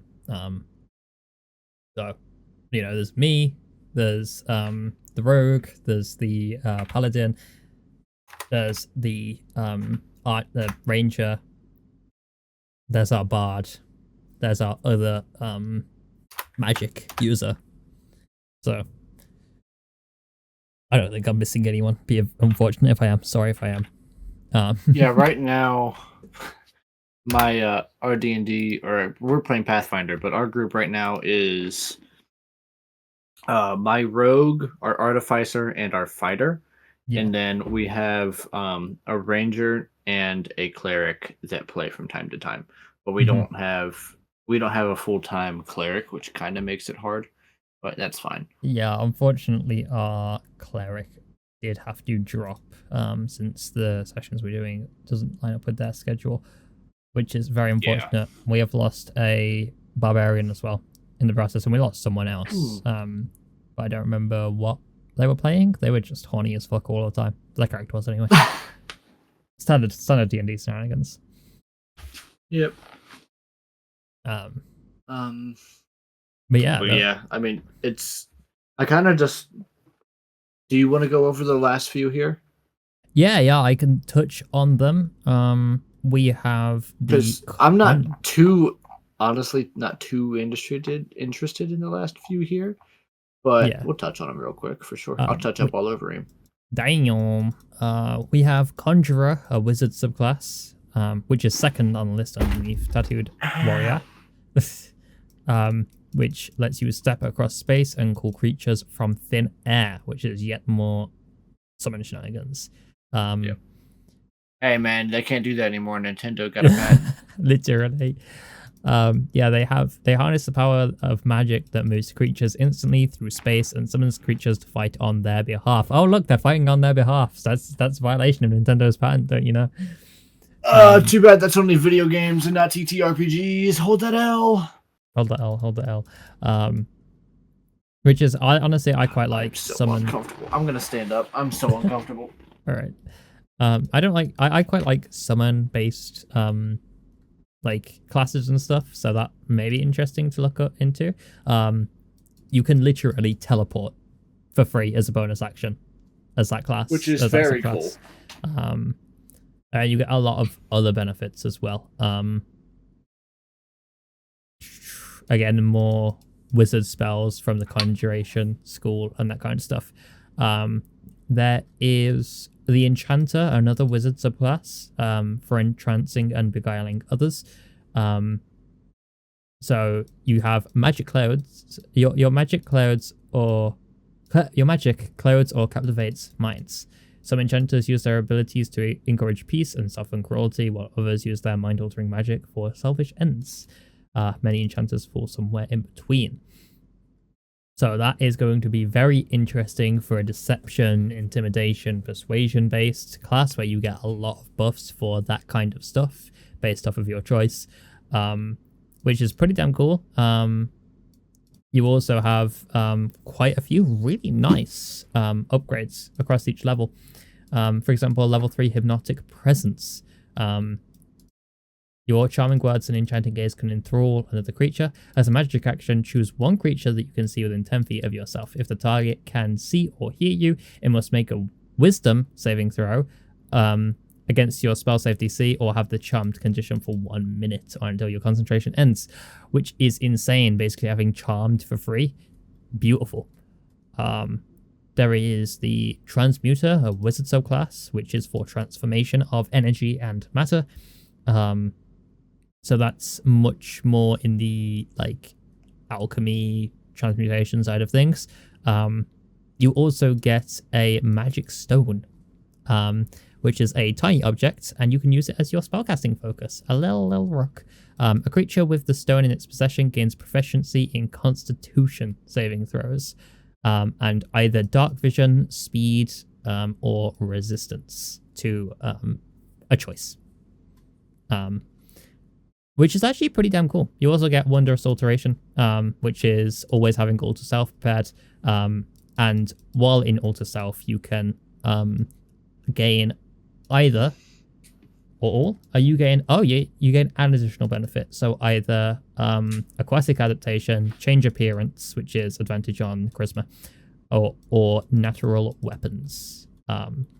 So some pretty damn awesome updates, quite frankly. These are some classes that are all interesting. I just let you talk for a good minute there while I searched up some shit to talk about now. Yeah, no, it's good. But yeah, I mean, I'm very excited for what's to come with that. Yeah, I think that every single one of these is one that you will look at and be like, I could make a character out of that.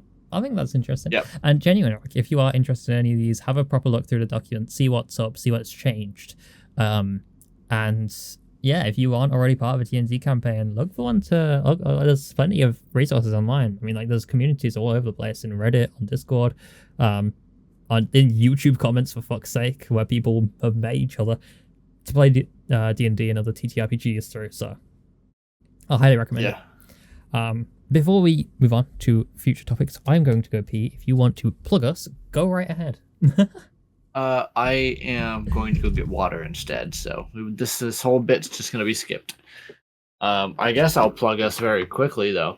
I am at Nave Plays Games, and he is at Deado. He is at Deado. I am sure that he will do some great editing work here and put all of our links right above our heads. That way. I'm mirrored now. I wasn't mirrored before, so I'm still getting used to it. But you get what I mean here. Yeah, I want to go get water because I have a headache. If I've been a little quiet this episode, that is why. It is Friday for me. I have worked a long week. I am very tired. But yeah, I am absolutely loving this. I love that we're finally sitting down doing the podcast that we've talked about for years. I hope you guys are enjoying it, but water time. Also, another plug that I'm not affiliated with. This is my boy, John Bellion. My man, this is his merch from his Glory Sound Prep tour. Go rep the mans. Go look up his music and send it to people because it's all really good. Anywho, water time. Before we move on with the next topics, I would like to bring back up, you asked about my D&D character and their lore. Yes. I have brought up our entire notes page and my character sheet. Nice. To talk about this. Nice. I won't go stupid in depth and into detail. Oh, I'm going stupid in depth. That's because this next topic may not take very long. But effectively, I am a little femboy tiefling with direct lineage to Mephistopheles. Because of course. Why the fuck not? He is the smartest. He is the coolest, in my opinion. Fuck Asmodeus, however you want to pronounce it. Mephisto is my boy. Grew up around like Icewind Dale and Ten Towns, very much rural, small rural village. Don't know my parents. Don't have any like real loved ones or friends or family members. Any that I probably did, because there's one of those pop-up villages that kind of just disappears every now and then. Very much natural affinity for magic, but very untapped, very untuned, so very much caused a lot of damage rather than actually helping anyone, and burning down buildings accidentally and stuff. And my character actually has like small scars and burn marks across basically his entire body because of it. And then like while out practicing magic, stumbled across a small cave in the ice, which is when I I'll read directly off of the details. Stumbled upon a strange carvings made of black stone, unlike anything I'd ever seen before. When I touched the black stone powder, power rippled through me, and the demon Mephistopheles appeared. He offered me power in exchange for the stone, and desperate for power, of course, as my entire character arc is, I accepted the deal and began the contract with Mephisto, began the pact. So I get my power through him and everything, as is the standard Warlock pact magic. But yes, I serve him, I offer him magical things, and he grants me power. That is the aspect. My main motivation is more power. That is kind of the whole idea, being able to control my power, being able to use it as I see fit. I am very much a chaotic neutral entity. I do help those that are in need, but also I'm very much serving my own interests at any given time, really. But yeah, so that's the basic backstory of my character. Didn't write that all myself. In fact, basically everything that's written there is from my DM, because they helped me out with the specifics, with like locations and that kind of stuff, because I don't know the world of Faerun very well, and I'm not a writer, but I gave the base underlying stuff, and they very much expanded upon it. Thank you very much to my DM. Absolutely wonderful. Always does a wonderful job of everything. They have managed to connect every single one of our characters. We have fucking femboy warlock tiefling that's directly infernal lineage, to our very, very ascendant fucking paladin who is very religious, to our fucking two little piss pant boy humans that are in completely different towns, to our bard who is also a tiefling. Being able to connect everyone together, to our other magic user as well. It's insane. Incredible work by our DM on that behalf. So you are a tiefling warlock. What level are you guys at right now in your campaign? We're at level 6 now. Let me pull up my character sheet real quick. Because we're at level 4. Yeah, so I am level 6. We're playing Pathfinder, though. Yes. The best part about level 6, in my opinion, is at 6th level, warlocks, fiend warlocks, get Dark One's own look, where you can add 1d10 to basically any check, up to the amount of times of your charisma modifier, and can do it like every time, like that counter resets every long rest. So I have a +6 on my charisma, so I never actually run into that issue. If I roll a fucking 3, I just roll a d10 and get a 9, and then I also am rolling and getting a plus from my other thing anyway. So if it's, for example, charisma based, and I roll a 3, then I get a +6, which puts it a 9, and say I roll 8, boom, it's all the way up at fucking 17. So it's still odds based, it's all dice based, but yeah, I've got some really stupid stats that I can't wait to talk about. Anything fun? Any fun stories that you have that are popping out of the top of your head? I mean, in one of our last sessions, I went to the back kind of area of one of these places, going to like trying to find our way into like black market area for information. That's the way the normal D&D stuff goes, the way normal fantasy works. Yep. And the ranger managed to get one password, and our cleric managed to get a different password. When I went with our ranger down to the vault kind of area, he said his password, and then it went up on one side of the gladiator arena. Our cleric said their password, and then ended up on the other side of the gladiator arena. So the kind of agreement that they had was to put on a show for the people, the normal, swiping at each other's feet and stuff. I didn't agree to this. I wasn't having none of it. So I rugby tackled my 5'2" ass, rugby tackled our giant literal Sephiroth cleric down to the ground. They are playing Sephiroth, by the way. Straight up. Rugby tackled them down to the ground. They booted me off of them. But when they got their footing back, as I, slid across the ground, picked up a shard of glass and fucking swipes and slashed at their fucking torso with it. Again, I am playing by their fucking rules. I'm putting on a show for them the way that they want. By fucking, spilling blood. And then my ranger party member, you basically pocket sanded them, picked up a dusting of sand from the ground and threw it in their eyes, which stunned them and made them immobile effectively for the moment. And then I booted them in the chest to knock them back down, and managed to roll extremely high. I rolled a 19 or something effectively on strength, so I cracked their ribs as I fucking booted them down to the ground. And yeah, so the standard D&D behavior. PvP is fun. You should do it in your campaign. Yeah, we have not done that yet.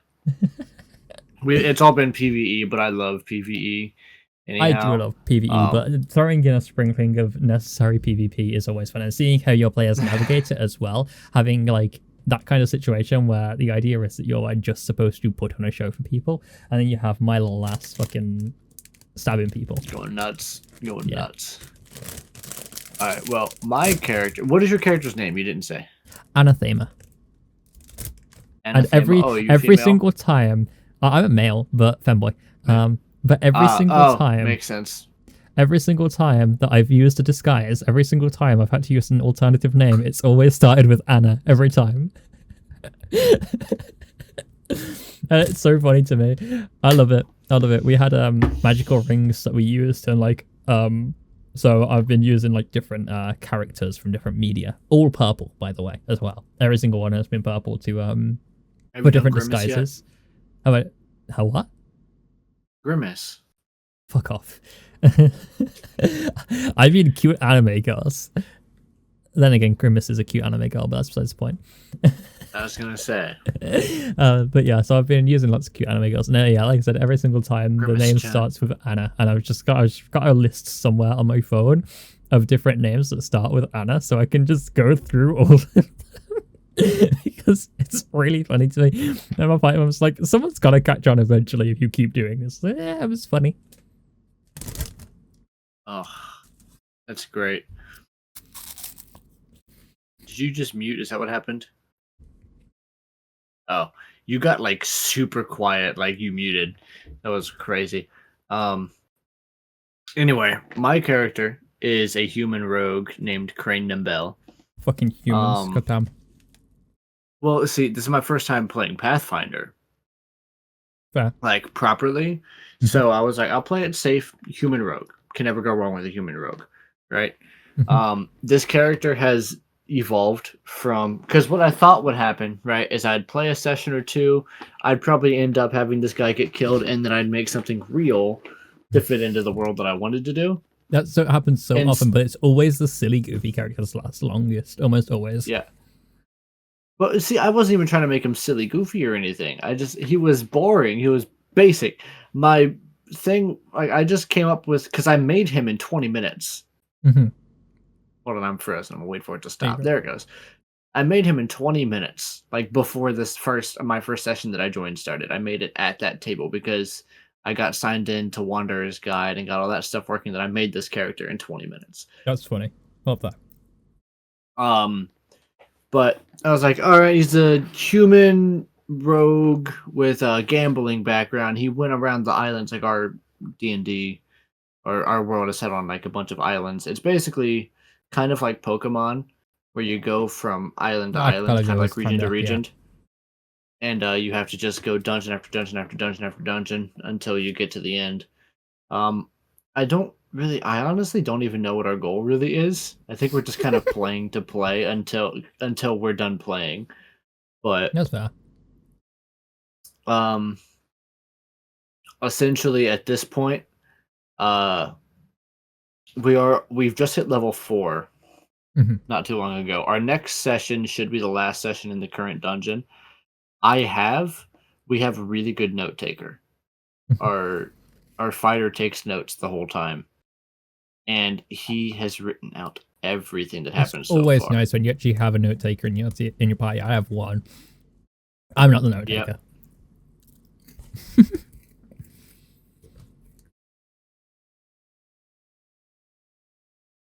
So in the last few sessions, we've had a few really, really funny bits that's happened. My stepbrother is our DM. And my sister-in-law, his wife, came back last session and joined in. Yeah. But she didn't like her previous character, so she made a new one. Fair. And the description that Ethan wrote down, I'll read it for you.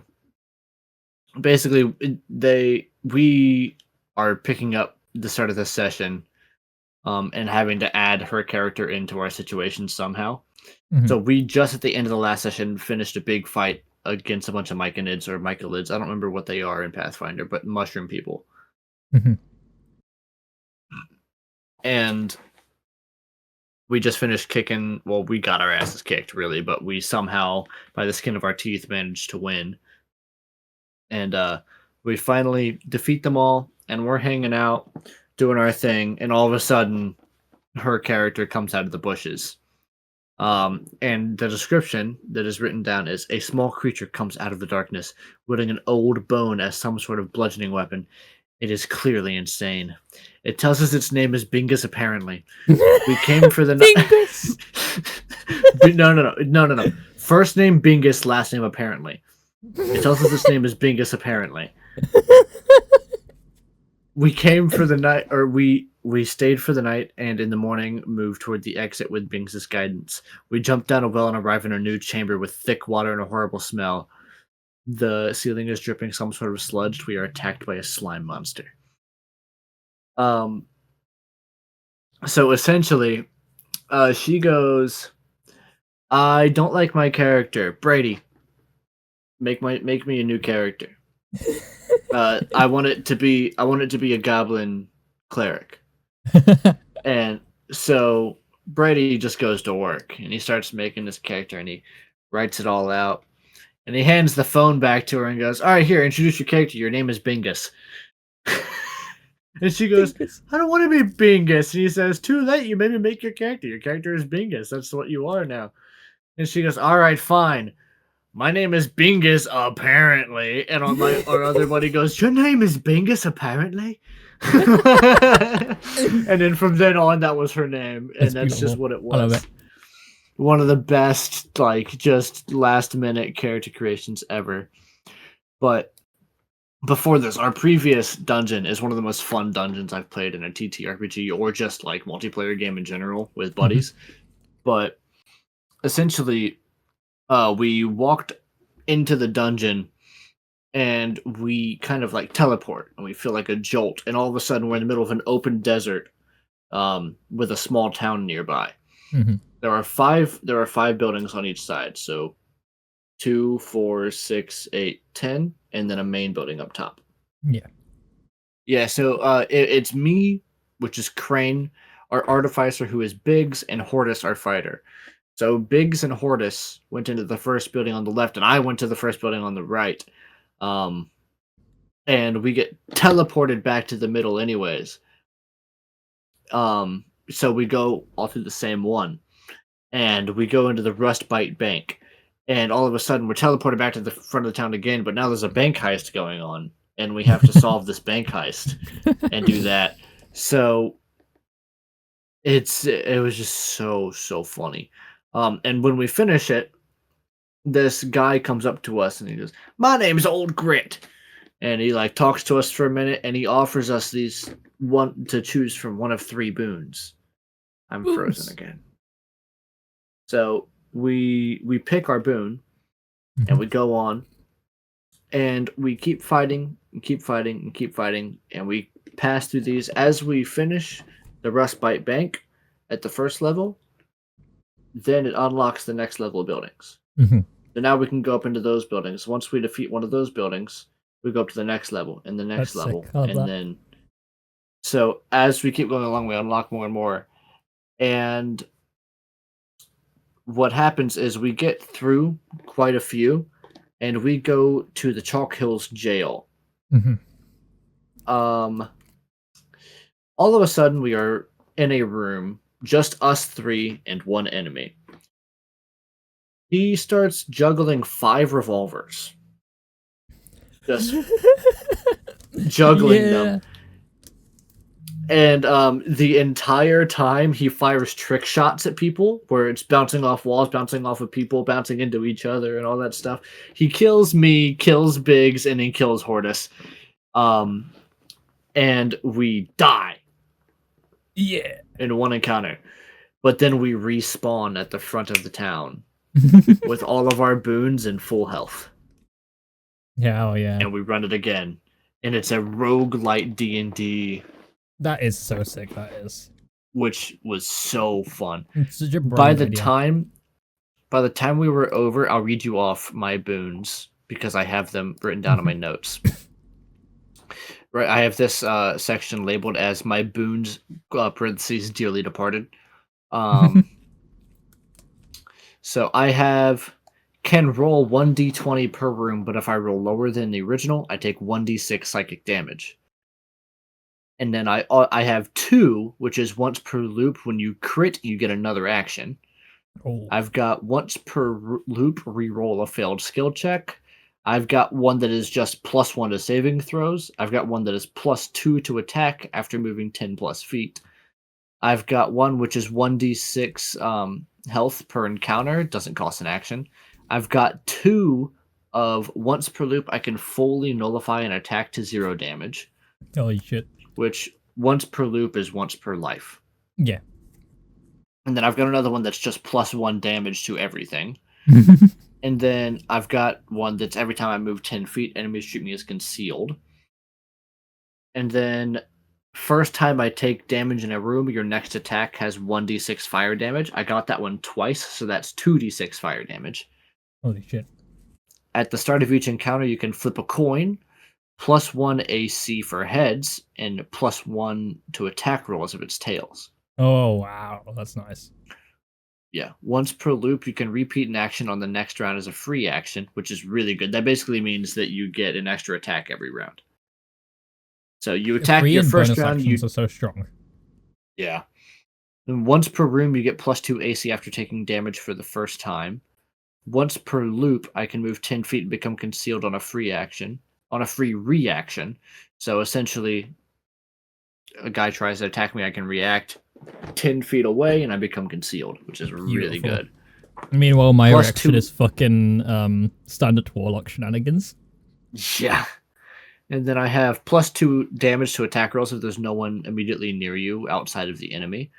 And then once per loop, when you reach 0 HP, you can restore 1d8 HP instead of entering the dying state. So, all of that shit by the end, every turn we took forever because we all were like, hold on, shit, do I have anything for this? Let me That's so funny. How many loops did you fucking do? We did 4. And you got that many boons? Jesus.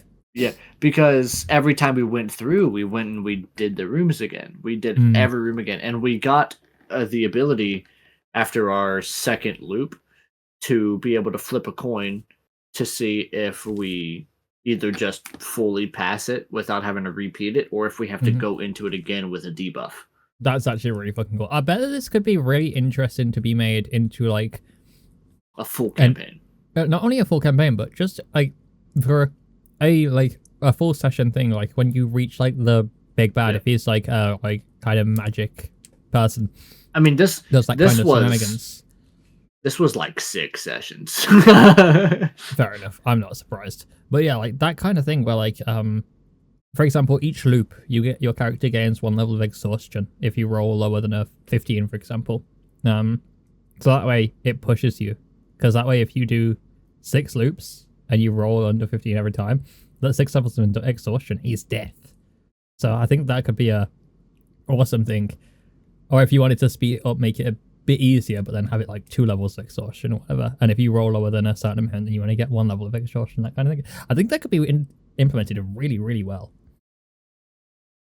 Yeah, but there's a few key moments that have happened in this so far that have just been either so ridiculously funny or just cool.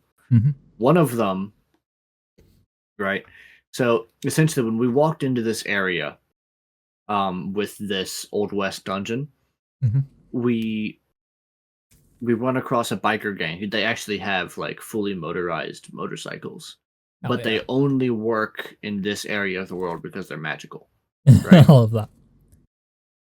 And essentially we run across a bike. It's this big biker gang that's like the issue in the area, and so we fight them off in the main town, and then we go do this dungeon immediately. And in this dungeon, there's all these rooms. They're the same every time. And there's one in particular, which was the Whistling Mines dungeon. You walk into this dungeon, and it's this big long tunnel that spreads out into a full cave. And this cave and the tunnel are completely lined in dynamite, and there's a bunch of enemies sitting in the tunnel at the other end of the opening that you came in.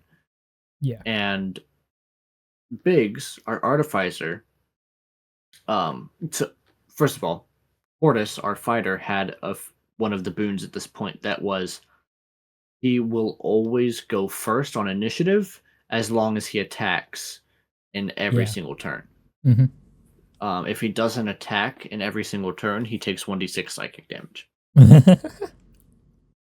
So he's got he's number 1 on initiative, so he goes first. So we get into this, and we're like, and Biggs is like, I'm just gonna shoot the dynamite.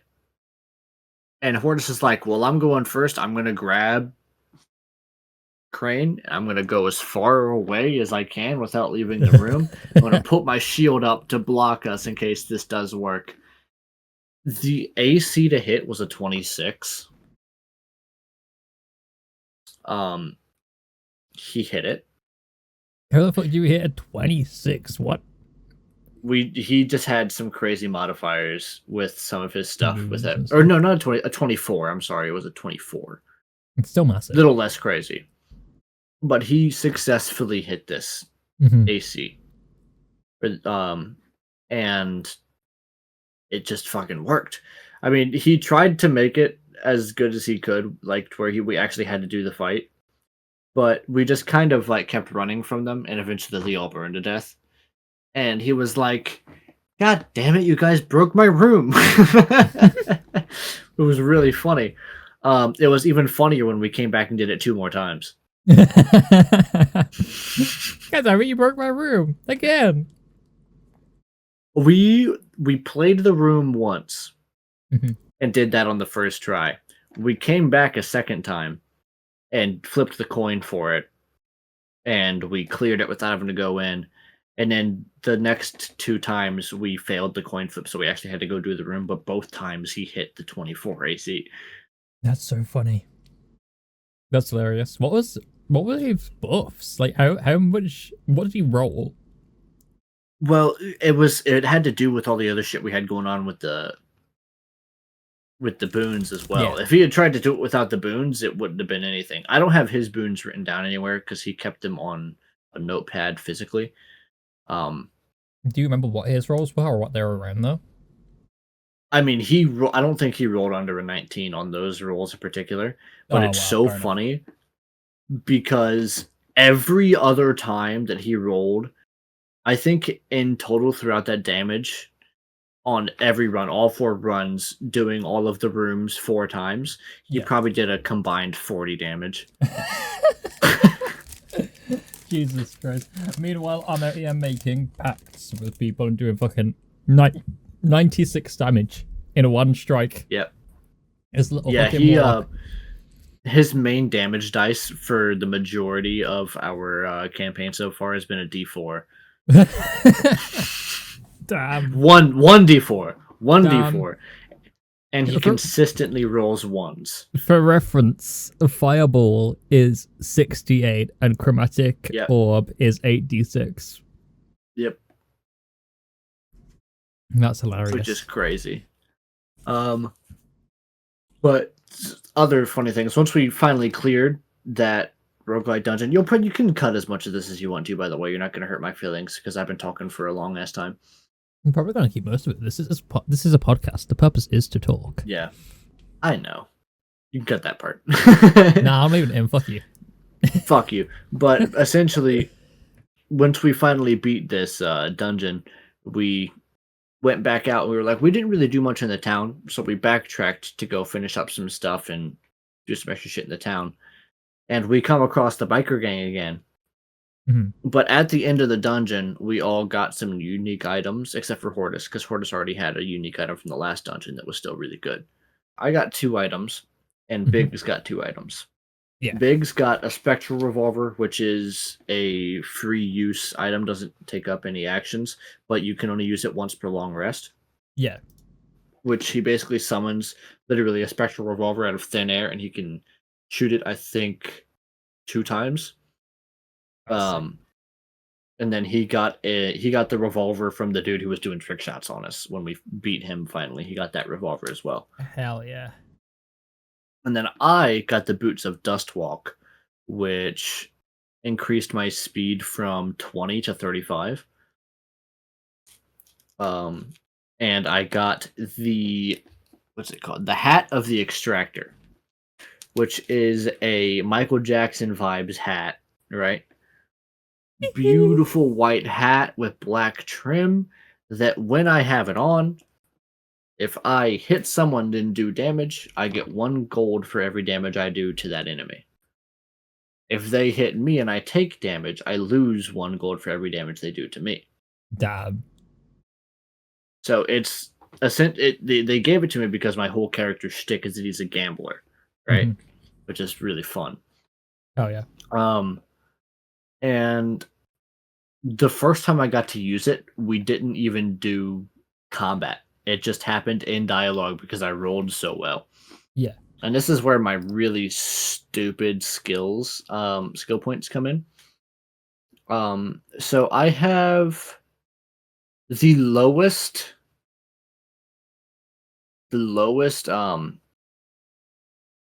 plus I have in a skill is a +2. I only have 3 +2s. My next lowest is a 6. I only have 1 +6, and then everything else is +8 or up. Sheesh. By level 4. That's wild. That is insane. I am a 5'11" skinny human male with a sleeper build. That is like my character's thing. Like, I look like me normally, but when I flex, there's actually muscle there. So it's what you want, what you look like. Yeah, it's what I want to be. Like. It's what I want to be. That's fair. Expectation versus reality. Yep, exactly. But we run into one of the enforcers and 2 of his henchmen for the biker gang while we're out about doing our things.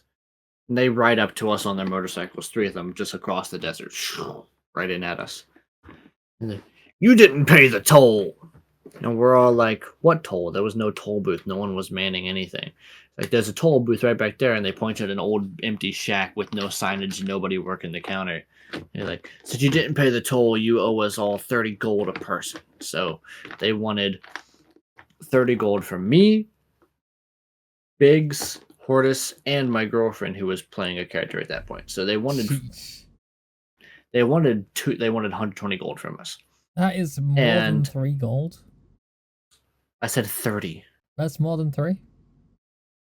30 gold a person. Yeah, it's more than 3. That's true. Good job, buddy. I'm proud of you. Thank you.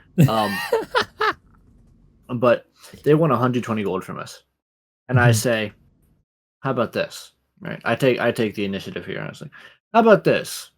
All right, I'm talking to this 8-foot tall Giga Chad man, right? And his 2 enforcers. Essentially, it's Bowser, Waluigi, and Wario. That's kind of that's the design that they were going for, right? I respect it. I respect it. So I'm talking to this guy. I'm looking straight up at him. I'm like, how about this? You let me punch you square in the jaw, and I'll make gold appear for you. He goes,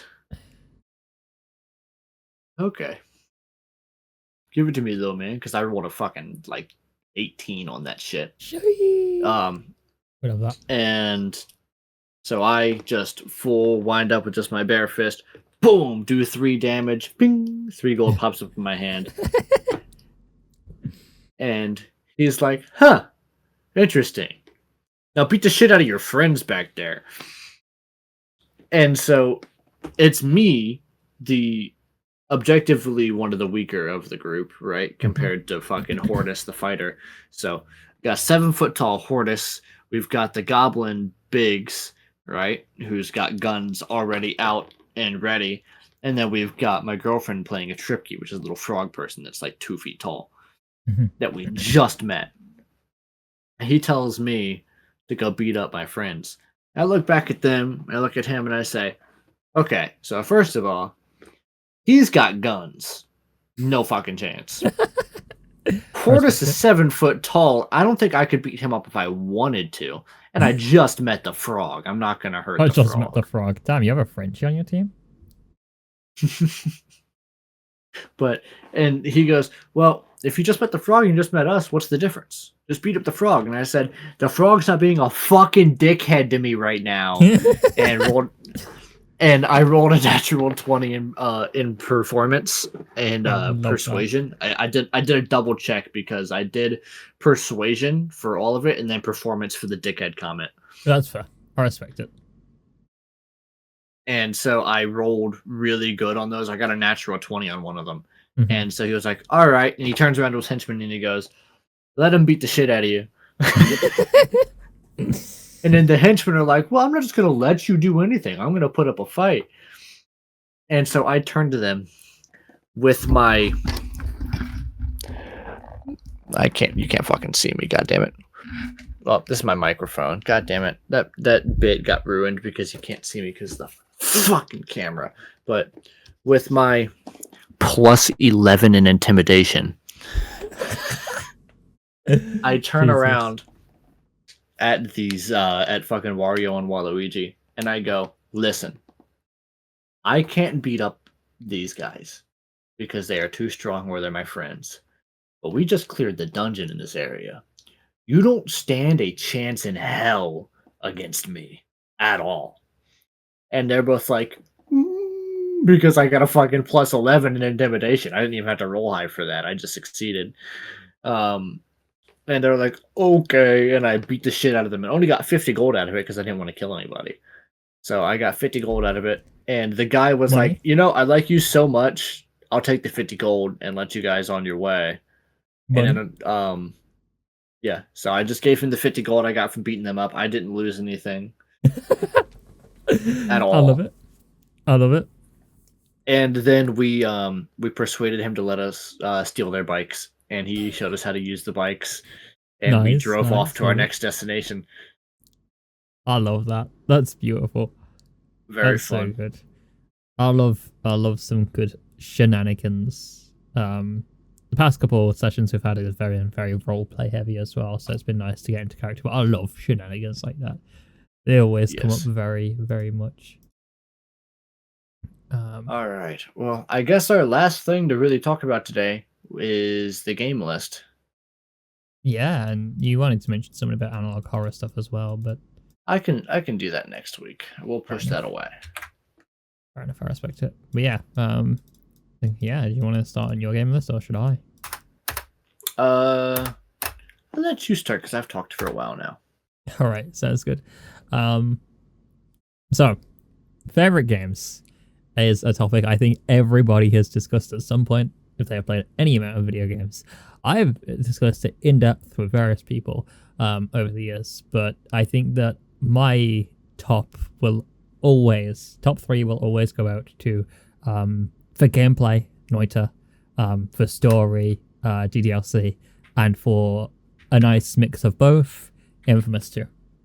I love Second Son, I love First Light, but yeah, it has to be Infamous 2 for me. Those are my top 3 picks for those. Obviously, if we have to split into genres, there's going to be racing as well, and how much do you split it from there and that kind of stuff. But yeah, those might going to be my top 3. So yeah, let's do it this way. We'll make it in depth. Let's split it into our top 3 genres, and we'll split those into our top 3 games from said genres. Okay, I can do that. So it doesn't have to be in any particular order with the genres. It doesn't have to be in any particular order with the games. But let's just jump into it that way. Yeah. So I'm going to go ahead and I'm going to figure out my 3 genres. I'm going to say my 3 genres are stealth. Off the bat, stealth is huge for me. I love stealth games. Stealth is peak.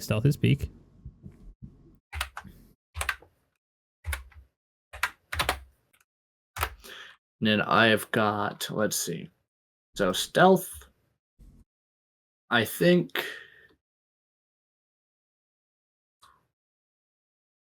I just want to almost title it as Friend Slop. Friend Slop is peak.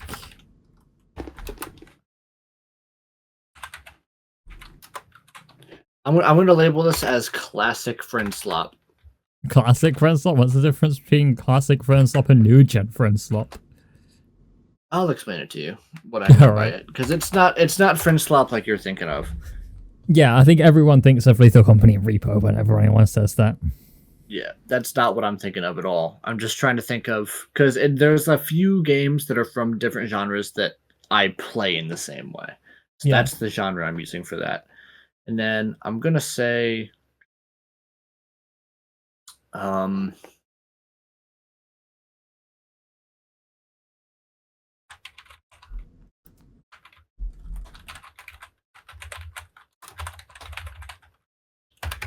specifically single-player games that are designed to be immersive.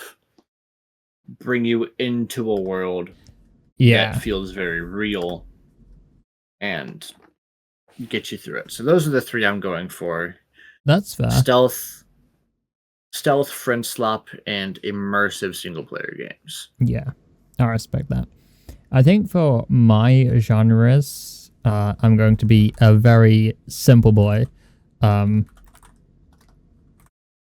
You've got racing, rhythm, and roguelites. R&R. Yes, because those are technically 2 different genres, even though they are the same fucking thing. They are not the same thing, for reference, but they might as well be. There we go. So I'll start off with my top racing picks.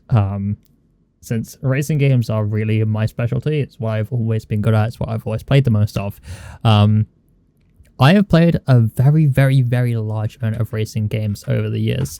Sonic Crossworlds has to be probably the best one I have played in recent years. I know that it's only just come out, but I think that easily it comes in very high up on my list of racing games.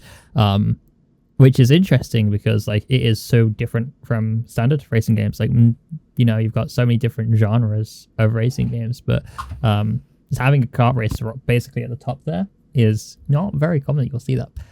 Apart from Crossworlds, I've talked about it enough, I'm sure. There are much more realistic kind of racing games that I like. Forza Horizon 5 comes to mind, Forza Motorsport. There are a lot of racing games, but out of all of them, I think that my favorite in that kind of style and vibe is actually going to be from the Need for Speed franchise. Need for Speed Rivals. I thought so. Need for Speed Rivals is probably the best Need for Speed installment. I know that a lot of people are going to have varying opinions on that. A lot of people liked Need for Speed Underground. A lot of people liked, especially Underground 2, was a godsend. It's a very, very, very iconic game. But I think, Need for Speed Heat, not Heat, fucking Rivals. Heat was good. I don't know why it got as much hate as it did. Heat was good. But yeah, there have been quite a lot of Need for Speed games over the years. But I think Rivals has to take the cake for me. And then finally, for my third choice of the racing series, I have to take MotorStorm Apocalypse. It was a PS3 exclusive, as far as I'm aware. And it's it's kind of like combat racing, but you don't actually have any power-ups or anything. You just ram each other off the fucking road. It's very much in that vibe of Demolition Derby. The world's kind of, you can, like, the buildings that fall around and get destroyed each lap around you. You know, you have monster trucks and you have people on bikes, and you know how that goes. But yeah, it was really, really fun. And you had like a boost that you had, but it wasn't like you had to charge it up. It wasn't that you had like things you had to pick up to get boost. It was an overcharge thing, so you could boost for as long as you wanted until it like overheated, and if it fully overheated, you'd fucking explode. But if you went through water, it would cool down way faster. So it was a really interesting balancing act. There is a game that is my favorite racing game of all time. Unfortunately, I don't know what game it is. It was a game that I used to play all the time on the PS3. It had realistic-ish soft body physics. It had like an entire like if you've ever seen Wreckfest or BeamNG Drive kind of vibes, you know, like the icons in the bottom right, how it shows you like your gears and your engine and your radiator and stuff, how damaged it is. It had that kind of overlay. This was a game on the PS3, but I cannot for the life of me figure out what game it is. So unfortunately, since I can't figure that out, I'm gonna just go with MotorStorm Apocalypse. All right. Are you moving on to your next? I will let you take my first. Yeah. All right. So my first section that I'm going to go through here is stealth games. Mm-hmm. Stealth games have always been a very big part of my childhood. I grew up playing the Assassin's Creed games here and there. And especially, I know, I've already talked about these, the Batman Arkham games. You're going to have to mention it every single episode at this point. I'm going to at this point, because they are, the more and more I talk about them, the more and more I realize that it is probably my number one favorite game of all time. It's one, any of them, the whole series as a total, right? I'm not able to pick between one or the other. So I'm literally just saying the Arkham series. The Arkham series is your choice. I think that's respectable. I think that you can do that. I don't think anyone will be mad at you. That's my number one, right? Mm-hmm. I still have two more games I'm going to pick here, but the Arkham series in general is my number one favorite stealth adjacent franchise. Yeah. Ever. Number two, by a long shot, is Dishonored, specifically Dishonored 1. Okay. Is there any reason why it's specifically 1? I never beat Dishonored 2. I froze. I never beat Dishonored 2. I did not like it nearly as much as I did the first one. I played it a decent bit, and the levels and just the whole scope of it, at some point it was just like, this is just too much. Yeah. Too much for me. It's That's like, fair. I like it. It's not a huge game still because it's Dishonored, but like, I don't know. I feel like they did too much, like more than they should have. Mm-hmm. And number 3 for me is one that's a little harder for me to pick out when it comes to stealth. But I think I'm going to have to say it's not fully stealth game. Yeah. But Ghost of Tsushima. I have heard such good things about Ghost of Tsushima. It is very good. Mm-hmm. And like I said, it's not a full stealth game. Neither is the Arkham games, right? Mm-hmm. But playing those games stealthily is my favorite way of playing them. Yeah. It's not a Splinter Cell, it's not a Dishonored, it's not an Assassin's Creed where you kind of had to go in and try and stealth as best you can. Mm-hmm. You can go into those games and you can just brute force them if you want to. And you can go and you can mash square and you can win. Or you can play it the fun way, which is stealth. Fair enough. I think that choice is always brilliant. I like games that give you many ways to play. Yes. And I want to go a little bit more in depth with this, in particular with Ghost of Tsushima in the Arkham series, because Dishonored, when it comes to stealth games, is a very obvious pick.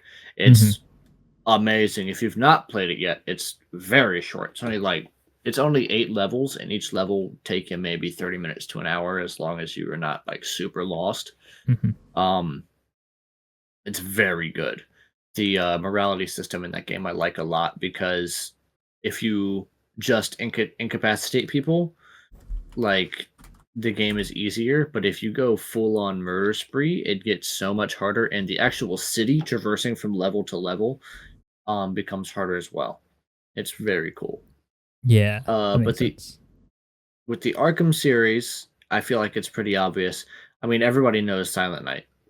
The challenge map in the hospital, where you've got the catwalk in the middle, and then you've got the 2 areas on the side with the wall for explosive gel over on the side. And everybody knows this map if you've played it. It's the one that, for whatever reason, we all remember, and we all have done the challenge map before. We've all played through it before. It's the first really big open stealth session you get to do that's not kind of it's not a tutorial, you know? Yeah. Once you get into intensive treatment. And just being Batman and doing stealthy shit is just so fucking cool. I'm Batman. You know, like, it's just fucking nuts. Especially once you get into Arkham Knight and all of the stuff you get in that with that game's version of the Disruptor, where there's one in particular in Arkham Knight. It's one of my favorite like, just funny things you can do in any game. They at some point get a device that will detect your detective vision. So when you have detective vision on, there's a bar pops up on your screen that says, hey, they're detecting your location. If it gets to max, they know where you are, and you have to escape and go back into hiding.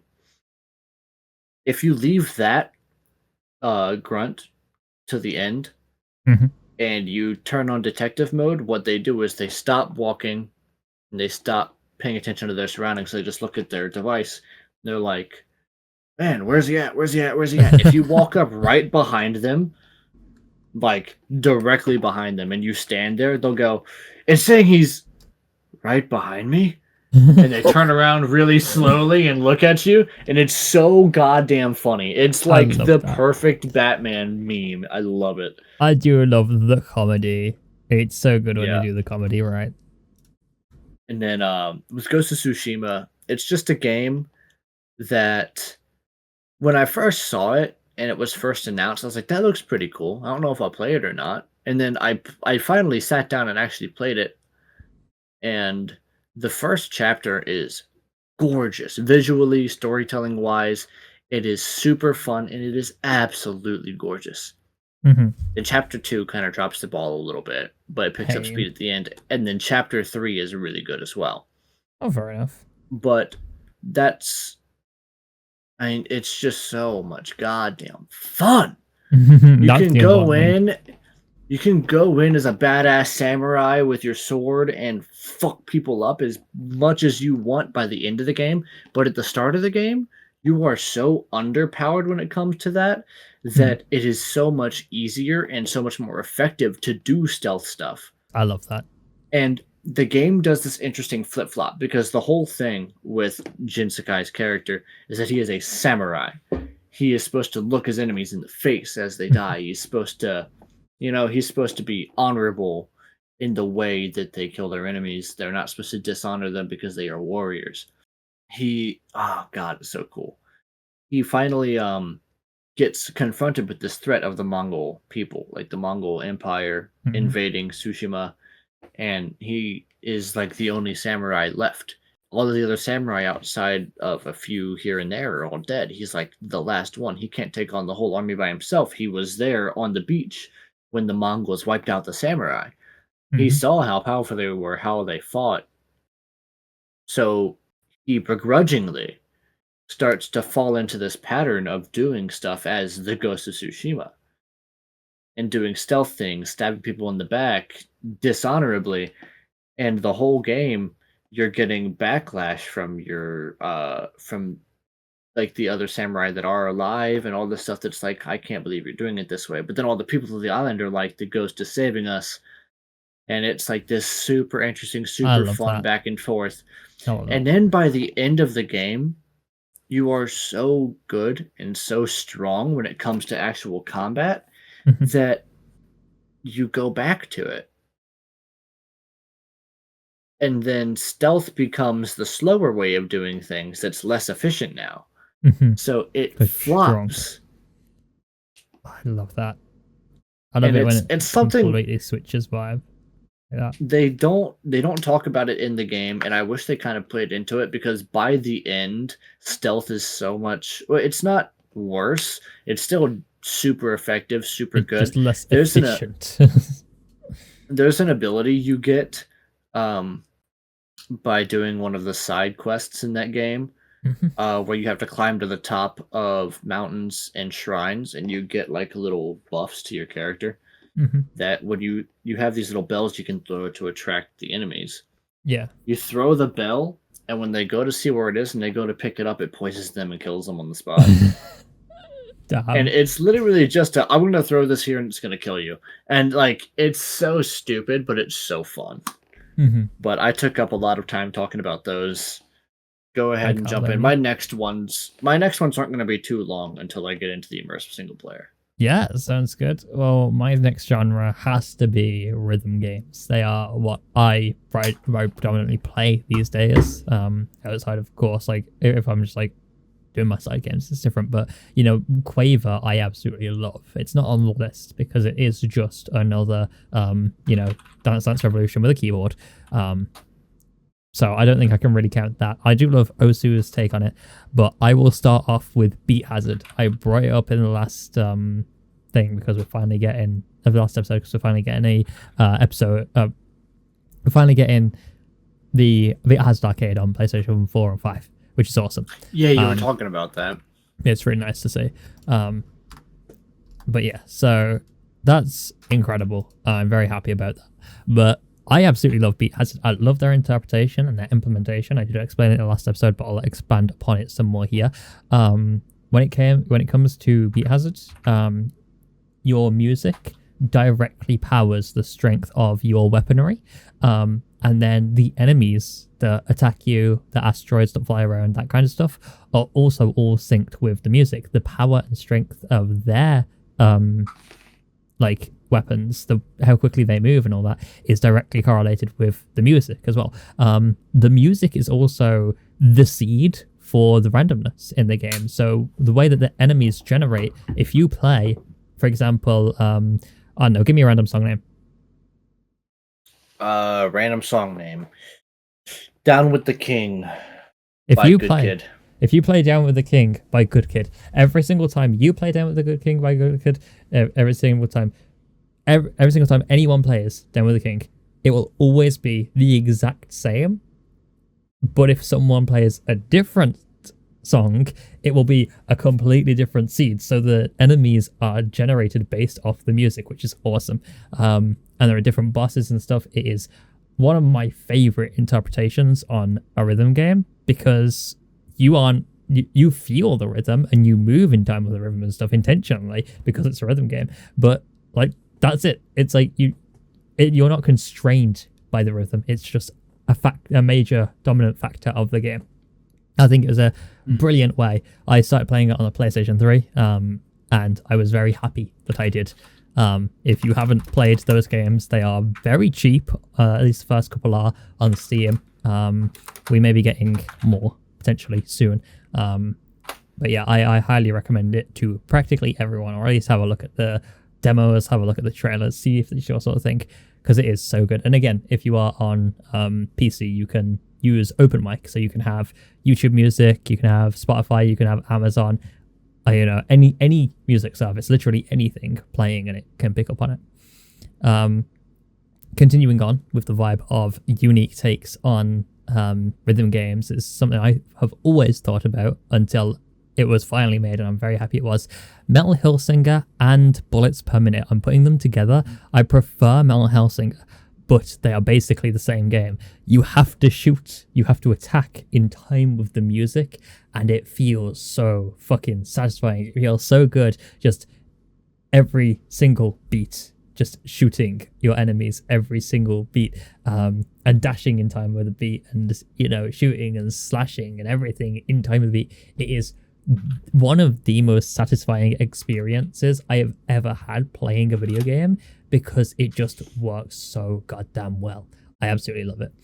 And then moving on from that, because I don't have much to talk about on that other than how satisfying it is. Beat Saber. I absolutely loved Beat Saber. I have it on PlayStation 4, and when I get a PC VR set, I will get it on PC as well.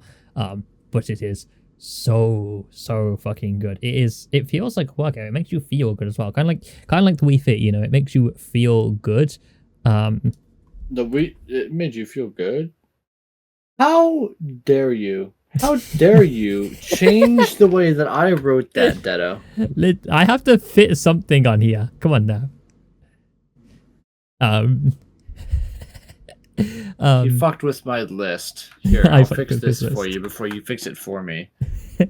Well, it's just that I needed space, okay? I just needed space. But yeah, Beat Saber is incredible. It feels amazing to play, and it feels, again, it's satisfying. You're moving in time with the rhythm and stuff, and it just works so goddamn well. It can be a bit jank at times, but again, it has support for external music. Both Beat Hazard and Beat Saber do, and so does Bullets Per Minute. Every single game here has access to external music if you are playing at least on PC. And Beat Hazard you can play on like PS3, PS4, PS5 with your own custom songs. So I think that those are an excellent list. Obviously, I have other games that I love. I think that Osu's interpretation was great. I love Quaver. I love those kinds of games. But I don't think they deserve the top spots, just because the interpretation of all three of those games, technically all four of those games, is just so goddamn good.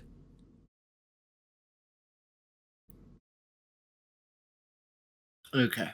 So, my next section, I called it Classic Friend Slot. This is kind of just those games that don't hit unless you're playing with friends. Mm-hmm. And my number one for this, my favorite first-person shooter multiplayer game of all time. I've already talked about it in this session. I've already loaded it up in this episode. Titanfall 2. It is just so good. Titanfall 2 is so good. The unfortunate middle child of that era of first-person shooters. I think that if that game had come out a year before, it would have taken over the world. I agree. I mean, even so, it is still, like, I don't know a single person that plays games that hasn't played Titanfall 2. Alright, so I don't think I do anyway. It's just one of the most perfect start to finish shooters ever made. And it's nice as well. The campaign, the story mode is amazing. The main character is played by Matt motherfucking Mercer. Love that dude. Jack Cooper is Matt Mercer. BT is adorably hilarious with his dry humor. Love BT so much. And it is heartbreaking at the end. It is. I'm not going to get into it. But it is such a good game. Yeah. I would 100% say it is my favorite shooter game of all time as well. And then we talked about this last episode, and probably this episode some too, but the multiplayer in Titanfall 2 is also just perfect. Oh, wait. Now, I can't speak to too many of the game modes, because I only ever played Attrition, which is the basic hop in, whoever kills the most people wins type thing, you know? EDM. Yeah. But there was also pilot-only game modes where there were no mechs, it was just you as pilots. And a bunch of other shit. There was free-for-alls and stuff. I did enjoy free-for-all. I lied. I played some free-for-all because I thought it was fun. And then I played Attrition. And that's all I ever did on that game. But the gameplay loop of getting in, using whatever weapon you want to in that game, because they all work to an extent. as long as you know how to use them properly. I mean, I mentioned this in the last episode, how the game was just so well balanced. It didn't matter if you were using a sniper, a shotgun, an LMG. Everyone hated the LMG users. Or the wingman. The wingman elite. My baby. Yeah. It's a fucking revolver that one-shots to the head. Literally every gun was balanced if you could use them right, and it was beautiful. Yep. And that, I mean, it was just so fun, because it was something like that. So, a revolver that one-shots to the head, that's way too broken, until you take into effect the speed boosts, phase shifting, grappling hooks, invisibility, shields, and everything else you can do in that game to protect yourself from something like that. So much, and it's beautiful. Yeah, and it's just a beautiful game. Nothing will ever be more satisfying than when someone detonates their Titan and jumps up into the sky to get out of it, and then you fucking snipe them in the skull. Dude, absolutely. It is so satisfying. The amount of times I chased after people as well after like they detonate their mechs, or I detonate the mechs for them. I chased after them and just fucking ran them down. It's such a satisfying shooter game. I love it. It's so fun. And then, not to like, once you got good, because I know you always used the speed boost thing, didn't you? Or the phase shift. You never did the grappling hook, did you? I tried out the grappling hook, but yeah, the speed boosts and phase shifts are always my jam. Yeah. So the I always used the grappling hook, and the majority of players did as well. It's the same one from Apex, but even more jank, right? It's got my favorite grappling hook and movement physics of all time. And that has the best FPS slide ever. Oh god, yeah. Easily. In general. It's just so fun. You just slide, you can do a full fucking 360 while you're sliding, no goddamn issues. It's so fun. Yeah. And you would be able to latch your fucking grapple hook onto the top of a building here, turn around and run the other direction, and it would cause your momentum to build up, because it's trying to pull you this way, but you're running this way. So it would cause your momentum to build up, and then you can turn around at the last second and launch yourself all the way across the map. It's beautiful. It's so good. Like, through the sky, pull out a DMR, fucking pop ahead. Yeah. So fun. Come to think of it, I'm pretty sure I did use the grappling hook a decent chunk, just so I could launch myself into the sky and basically do exactly that. Especially when people were like flying up into the air and stuff. It was always just so fun chasing them down with that. But yeah, I love my speedy boosties and such. Oh yeah. My second pick again is another just general franchise, which is Call of Duty Black Ops Zombies, in particular, Zombies. I'm not a big Call of Duty fan when it comes to the multiplayer, but the Black Ops Zombies, starting from World at War all the way up to Black Ops 6, I still get the newest Black Ops or Treyarch game just in order to play the zombies, because I love the zombies game modes. It's just so good. Especially Black Ops 1 and 2. Black Ops 3 as well. Black Ops 1, 2, and 3 are golden. Absolutely perfect games. I don't think I have to mention BO3 with how it is the most popular zombies of all time. Yep. And I think that this is something I've been saying for years. Mm-hmm. I think that if Treyarch and Activision would just fucking get their shit together and release a Call of Duty Zombies video game, it would be so good. But the problem is that Activision can't ever get that shit together. Literally ever. No. But it sucks. But, like, I can just imagine, because you can make a Black Ops Zombies game, add in a Fortnite Save the World-esque game mode to be the main game mode if you want to, and I think that add shit to it. Because, like, the problem is as well is that, like, Fortnite, Epic Games created such a brilliant formula for Save the World, and then they abandoned it. I think that someone else needs to use the same formula, because it is the kind of, like, tower defense vibe. If you guys haven't played Save the World, I know it's not that popular. You are against the horde of zombies. Basically, the entire world's been overrun by zombies. Well, by husks is what they call them, and there are different kinds of husks. But that's what the storm is as well. It's like the storm was initially to do with the husks and stuff. That's where they spawn from. It's where they come from. but you are a commander of a home base, and your objective is to be able to push the storm back by expanding your storm shields to like prevent the storm from getting any closer.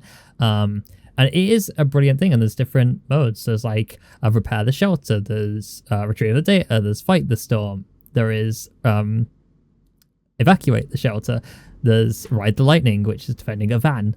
Two sections. There are so many different modes, and there's events, and there's ventures, and there's so much to the game. If someone recreated Fortnite Save the World with passion, with actual care and love for the game, maybe with a unique take, if anyone could do it, it could be Activision, specifically Treyarch with zombies. They already have zombies set up. They could create a thing where like that's the point, is you're defending objectives. And to be fair, they kind of had it for a little bit in their open world zombies bullshit on, I think, was it COD Mobile that did that? Was it something else? I don't fucking remember. I think Cold War had something like that. Yeah, like they've tried to do open world zombies with like one of the recent Modern Warfares or something like that as well, but it's just never been as good as what Save the World could have been. No. And to be fair, Save the World's still brilliant. If you want to get it, it's always available for like 15 quid, and it's got plenty of gameplay, and it gives you 1,500 V-Bucks while you're at it. So. People still care about V-Bucks. I don't know. I have thousands. I actually spent 3.2k today because I got a Porsche 918. I think it was for the Sonic collab, and I got a Sonic boost that plays the invincibility music as well. I had to get it for Crossworlds, like celebrating the collab. Yeah, man. Yeah, but Black Ops Zombies is one that me and my stepbrother Nevin have always done zombies. Yeah. And it's something that every year, like a Pokemon fan, I buy the game hoping that it's great and they get disappointed. But my last classic friend slop game, it's hard to put some games in this slot over others, because I was thinking Rocket League. I thought Smite for a minute. Yeah. The Monster Hunter games, all this kind of stuff. But I have to say, I mean, Paladins as well was brilliant. Oh yeah, but I mean that leads into my option, which was Overwatch. Yeah. Overwatch is so, and it's in a good state again as well. Overwatch 2 is in a good state and is playable at the minute. It's pretty all right now, but nothing will ever compare to like the first few years of Overwatch 1. Yeah, absolutely. Nothing. Did you play Overwatch 1 back when it first came out? A very small amount, but yes, I did. I tried. I was mostly a Pharah player, which is very, very evident in the fact that I play Freya now. Yeah, always in year. I just remember, because that was back in like middle school for me, like late elementary, early middle school.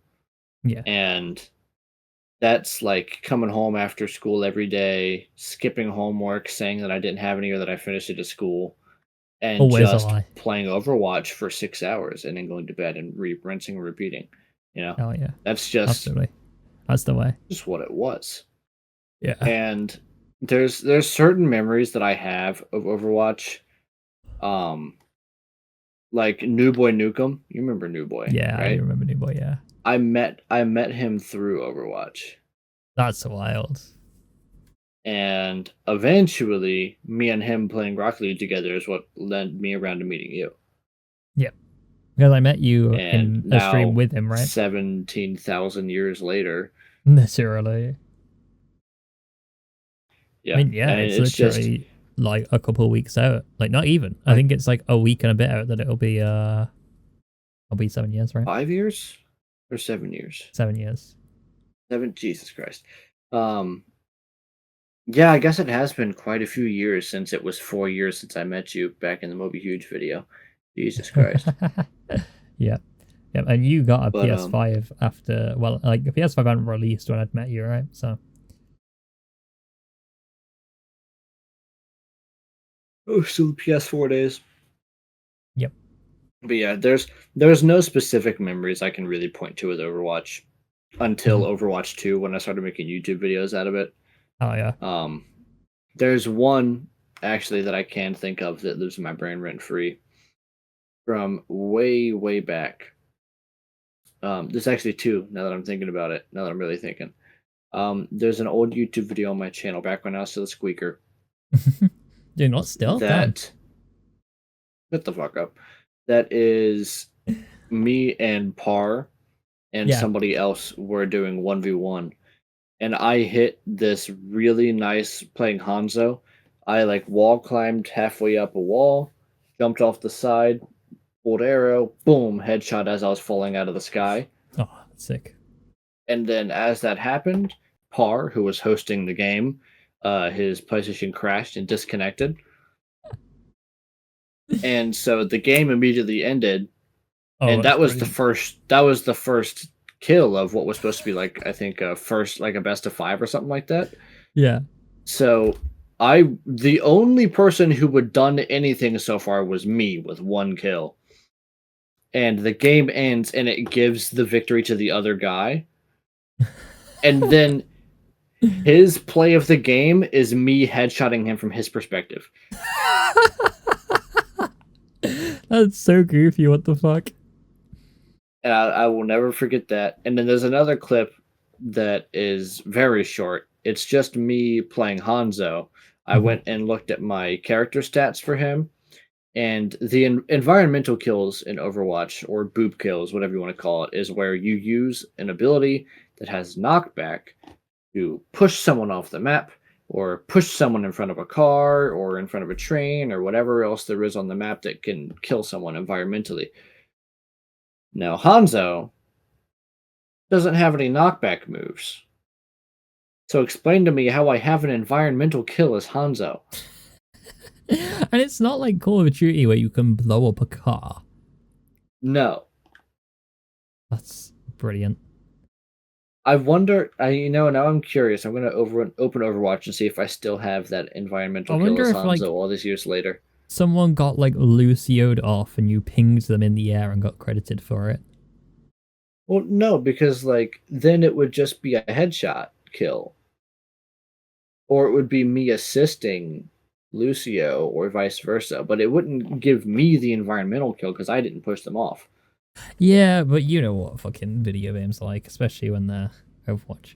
But that is funny as fuck. Like the fact you have Enviro with that. I love that. I'm gonna check. Oh, apparently they're doing a Persona crossover right now. Persona! Yeah, I need to look at the skins properly. Phantom Thieves. Is that Persona? I thought that was Metal Gear. Am I losing it? I thought for a second there it looked like Joker. It is Joker. I was talking about the Phantom Pain. I don't know too much about those games, so. All you need to know is Invisible by Duran Duran isn't even in the fucking games. Cringe. Environmental kills 1. That's so funny. 1 on my out of my 28 hours that I've played Hanzo, I have 1. 1 kill. That's one, not 1 kill, 1 environmental kill. That is hilarious. You just can't get them. Like that is literally not a thing that is possible, but you still have. I love that. That's so goofy. Mm-hmm. Oh, Jesus Christ. Shall I move on to my next genre? Yes. For my third and final genre, I have chosen roguelite games, because technically those are 2 different genres, but I don't fucking care. I'm going to be very simple with this.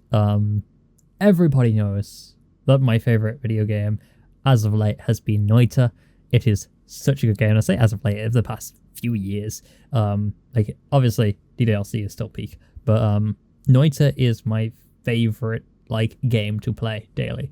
It is so incredibly well made. The engine, the game engine itself, was made in-house by the indie dev team.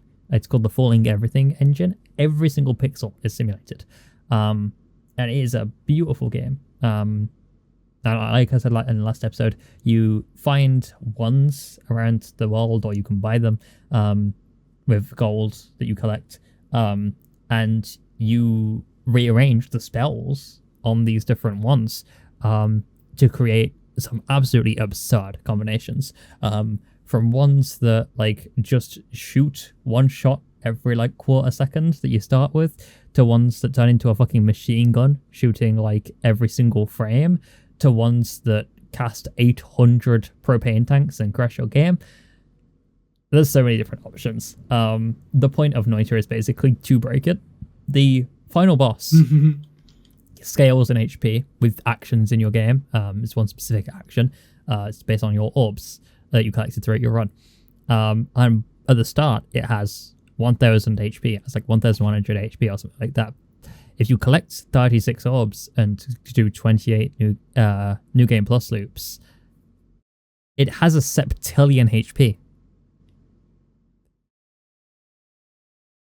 Your starting wand does 3 damage per shot. And you have to build up to being able to do a septillion damage basically in one single shot through goofy shenanigans. It's beautiful. It is a wonderful game. And the point of Noita is basically to break it in every way possible. It's beautiful. I love it. There's so many secrets. It is so esoteric. And I do have a video coming out as soon as I can actually make it on why Noita is the best roguelike you will ever play. Because it is just that good. My second option for my roguelike genre is a very popular choice, and that is Risk of Rain 2. Everybody knows Risk of Rain. It is incredibly popular, and it's for good reason. It is so fun. Again, it's just another one of those satisfying games. It just feels good to upgrade and progress through, and you get to a point where you're just doing insane amounts of damage throughout it. And I do have some more honorable mentions here, like Crab Champions is brilliant and that kind of stuff. But yeah, Risk of Rain 2 just absolutely perfected what it meant to be that kind of roguelike, in my opinion. And it goes on sale pretty cheap as well. Very easy to pick up. Same as Noita, it's like already like $15 or something like that, but it goes on sale for cheaper. And with the autumn sales coming up, those might be games you should be interested in looking at. And then my final choice is Peglin. It is basically Peggle as a roguelike. And I have a couple of videos on my channel, only 2, but I have a couple of videos on my YouTube channel of me playing Peglin. They're very long, but that game is just so good. It is so fun. When you complete the game, you unlock Crucible, which is like the advanced difficulty levels where you have an extra debuff for every Crucible level. There's lots of different like punny names for stuff as well. Like, for example, the Ouroboros instead of Ouroboros. There is like the Orbalisk and that kind of stuff. Dag Orb and all sorts of silly names. They're brilliant. Again, very much a game I recommend to basically everyone, because like everyone loves Peggle, right? The jokes I always had was, why do I have a giant, very, very fancy PC to play Peggle? But yeah, I love Peggle. Always have, always will. It's in that group of PopCap games that pretty much everybody has seen, everyone has played, with like Zuma and Chuzzle and them lot. I love the PopCap games, and yeah, making it into a roguelike is brilliant. I am very interested to see how Racoin develops, though. I would like to get my hands on that when it's available. I believe that, let me quickly check to make sure I don't lie here, but I believe it's only in a few weeks that Racoin becomes available. Racoin, it's to be announced still. I thought that it was like a few weeks away, but that is incorrect. But yeah, I am looking forward to it because, again, it's by the same like people as Balatro. Right? Yeah, same publisher, I believe. Yeah, same publisher. They also published Axolotl, the that one game, Axolotl together. Honestly, I really want to play that Axolotl game. They produced a few other things as well, but those are the important ones. But yeah, so those are my 3 genre picks and 3 game picks for each of those 3 genres. Yeah. Yeah, I can't speak too much on those in particular because as I've heard of all 3 of them, obviously I've never played any of those ones in particular. When it comes to roguelites, And roguelites, I actually, a lot of the time, is just the mobile ones, you know.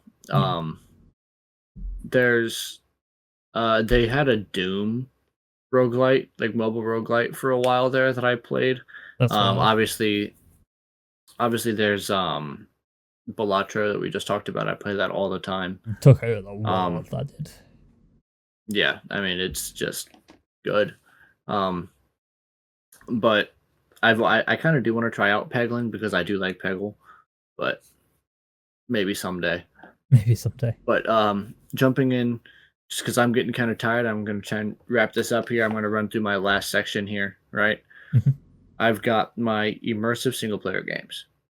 And just quickly, as an honorable mention, is my darling, dearest Dragon Ball FighterZ. Absolutely love that game. It's not on any of these lists, but it is probably my second or third most played game of all time, next to Minecraft and Overwatch. Yeah, you said it's like 1,800 hours, right? Around, yeah. But when it comes to single player games that I love ones that are immersive, that you get in and your whole just brain just kind of melts, and all of a sudden you are no longer me. I am someone completely different in a different world, and I can just exist there, you know? And for me, the game that does that better than any other, that I love to death, that I've been following since pre-alpha, is Subnautica. Oh yeah. All right. I know you absolutely love that game. Is a game that Deado has still not played. Yeah. After all my praise. I will play it eventually. It's just, there are very few games that I will call perfect. It's a perfect game. Subnautica Below Zero is not perfect at all. It's okay, it's not perfect. Subnautica, flat, original Subnautica, is a perfect game. Hell yeah. I envy you fucking fucks who know nothing about that game and get to go play it for the first time. That's me with multiplayers. I would pay all the money in the world to experience a Reaper Leviathan for the first time again. Apparently there are going to be some real big boys in the next game if it ever actually produces. Yeah, hopefully it does. I've been staying away from all of like actual video trailer stuff, just for the sake of not spoiling it for myself, but I'm very much looking forward to that. I respect that. I do the same with a lot of things, to be fair. And then with this category, there's a few games that kind of run back and forth in my mind. The first one that really comes to mind is Red Dead Redemption 2. When it comes to single-player games, it doesn't get much better than Red Dead 2. It just doesn't. It's one of the most amazingly expansive video games that has ever been made and ever will be made. And it's sequel, right? It's Red Dead Redemption 2, obviously. It is a prequel to Red Dead Redemption. And all it does is make that story better. And Red Dead Redemption 1 was already an amazing game, even without. So it not only is it in its own right one of the best games ever made, period. Absolutely gorgeous to have come out on the PS4 generation. I don't know how they managed that. Rockstar always managed it also, yeah. It's one, if you've not played it before, I know it took me a long time to actually play it all the way through. I watched my brother play a lot of it, never watched him play all of it. But yeah, it's just one of those games that if you really are having a hard time getting in and finishing it because it's so big, with the first time I really sat down and finished it, I had to just look up a level list of the bare minimum I had to do, so I didn't get sidetracked and spend 400 hours in this game. Yeah, it really is one of those. Yeah. And my third slot for this switches between a lot of things. I thought about Dark Souls, because the first Dark Souls game, although I've never beaten the first Dark Souls, I come back to it pretty often, and I just get sucked in, and it's all I want to do and talk and think about for like a week. And then there's games like Minecraft. Minecraft is one of the most it's notorious for the week-long Minecraft phase, you know. And then there's other games like the Jedi Survivor and Jedi Fallen Order games that just pull you into the world of Star Wars so effectively. There's games, anime and movie tie-in games, the Attack on Titan games, stuff like that, that are just great. The Doom games as well are amazing. Yeah. But I think the game I'm gonna have to go with here over Dark Souls or any of the others is Shadow of the Colossus. Yeah, it's a gorgeous game. I'm still mad that we don't have a fucking PC port for it. Yeah, there's no PC port. It's PlayStation exclusive. They do have a PS4 remaster. There was it's a PS4 remake, a PS3 HD remaster, and there is the PS2 version. And it still blows my mind that they got that game to work on PS2. Yes, it is so Fumito Ueda was so ahead of his time with all of the games he made back then. Mm-hmm. Ico was leaps and bounds ahead in terms of just how to tell a story with a video game. Mm-hmm. And then Shadow of the Colossus came out and completely turned video games on their head. The typical video game, right, it's a small open world with just a bunch of shit in it that you can do. You can do anything you can think of in this place, and there's never not something to do. And then Shadow of the Colossus comes out, and it's a giant map with fucking nothing in it except for 16 colossi, and that's it. Brilliant. It's such a good idea. I love when people take the game or take the genre or whatever and just completely flip it on its head. Yeah. It's another one of those games that I've played it. I mean, how many hours do I have on it? On my PS5 alone, I have 52 hours on the game. I definitely have a lot more than that from over the years. Yeah. I probably put those 52 hours in the last few months. Like, I'm not even gonna lie to you. I got into another section of my life there where I was like, I just want to play Shadow of the Colossus. So I hopped on and I beat the game like 6 times, climbed to the top of the tower, made it my way across the bridge, considered doing all 72 steps to enlightenment, and gave up on it because, oh my god, that takes forever. And I'll come back to it again next year and do it all again. Oh yeah, I love that. There are some games that just draw you in repeatedly like that. I think that's like Noita for me. I think that's one of those games where I'll play it for like basically a month straight and basically only play that. And I'll stop playing it for a little while. I'll tune in when it comes to Noita. I'll tune into like other people playing it, other people's live streams and stuff, because it does have a relatively active base. There is still almost always like 10, 15 live streamers at any given point, and then just vibe. Yeah, I know. I just don't play it again. I know I talked about that with the Arkham series in the last episode, but I have replayed those games once a year for like half a decade now. It's wonderful, man. And in 2024, I played it just so many fucking times. It's brilliant.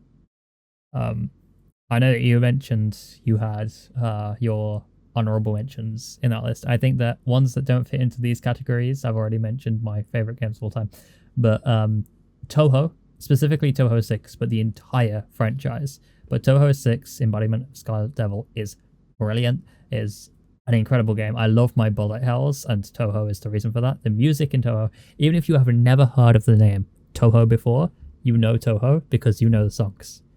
You have heard You and Owen Was Her. You have heard Bad Apple. Everybody knows Bad Apple. That's from Touhou. There are so many Touhou songs that just everybody has heard. Flowering Night, for example.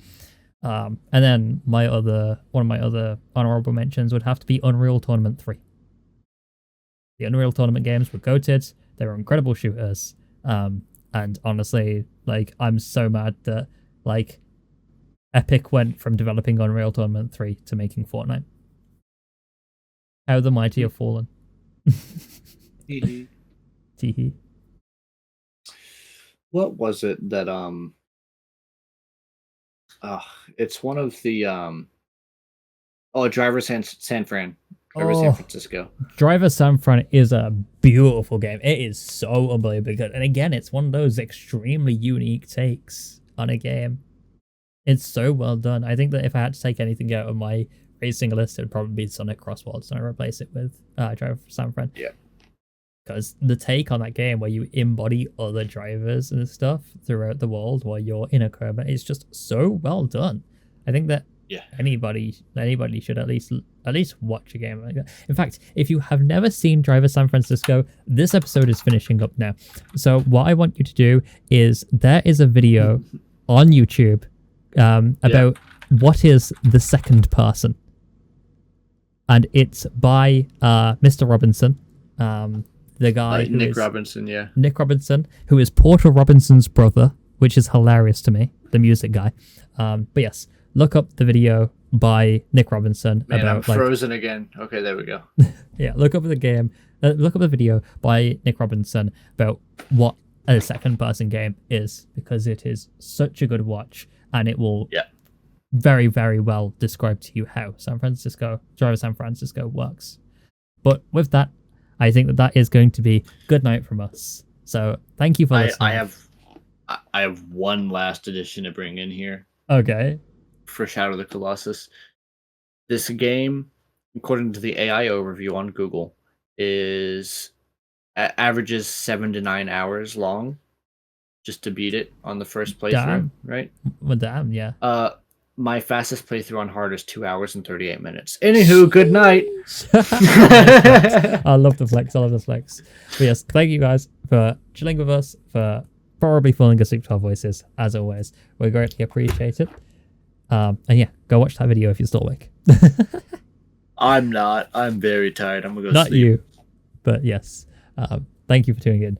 I'll go watch it again if I want to. Fuck you. And we will have a new batch of topics, a new at least 5 topics next Friday for you. Hopefully. And we'll we'll definitely have 5. And we'll recap the news once again in the space.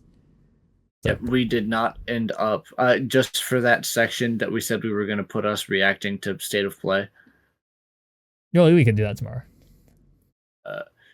We didn't watch it. Yeah, we can do it tomorrow. Okay, cool. Yes. Maybe. I might be busy tomorrow. I'll let you know. Sounds good. Yeah. Good night, everyone. Thank you for tuning in. So long. I'll see you guys next week. Bye.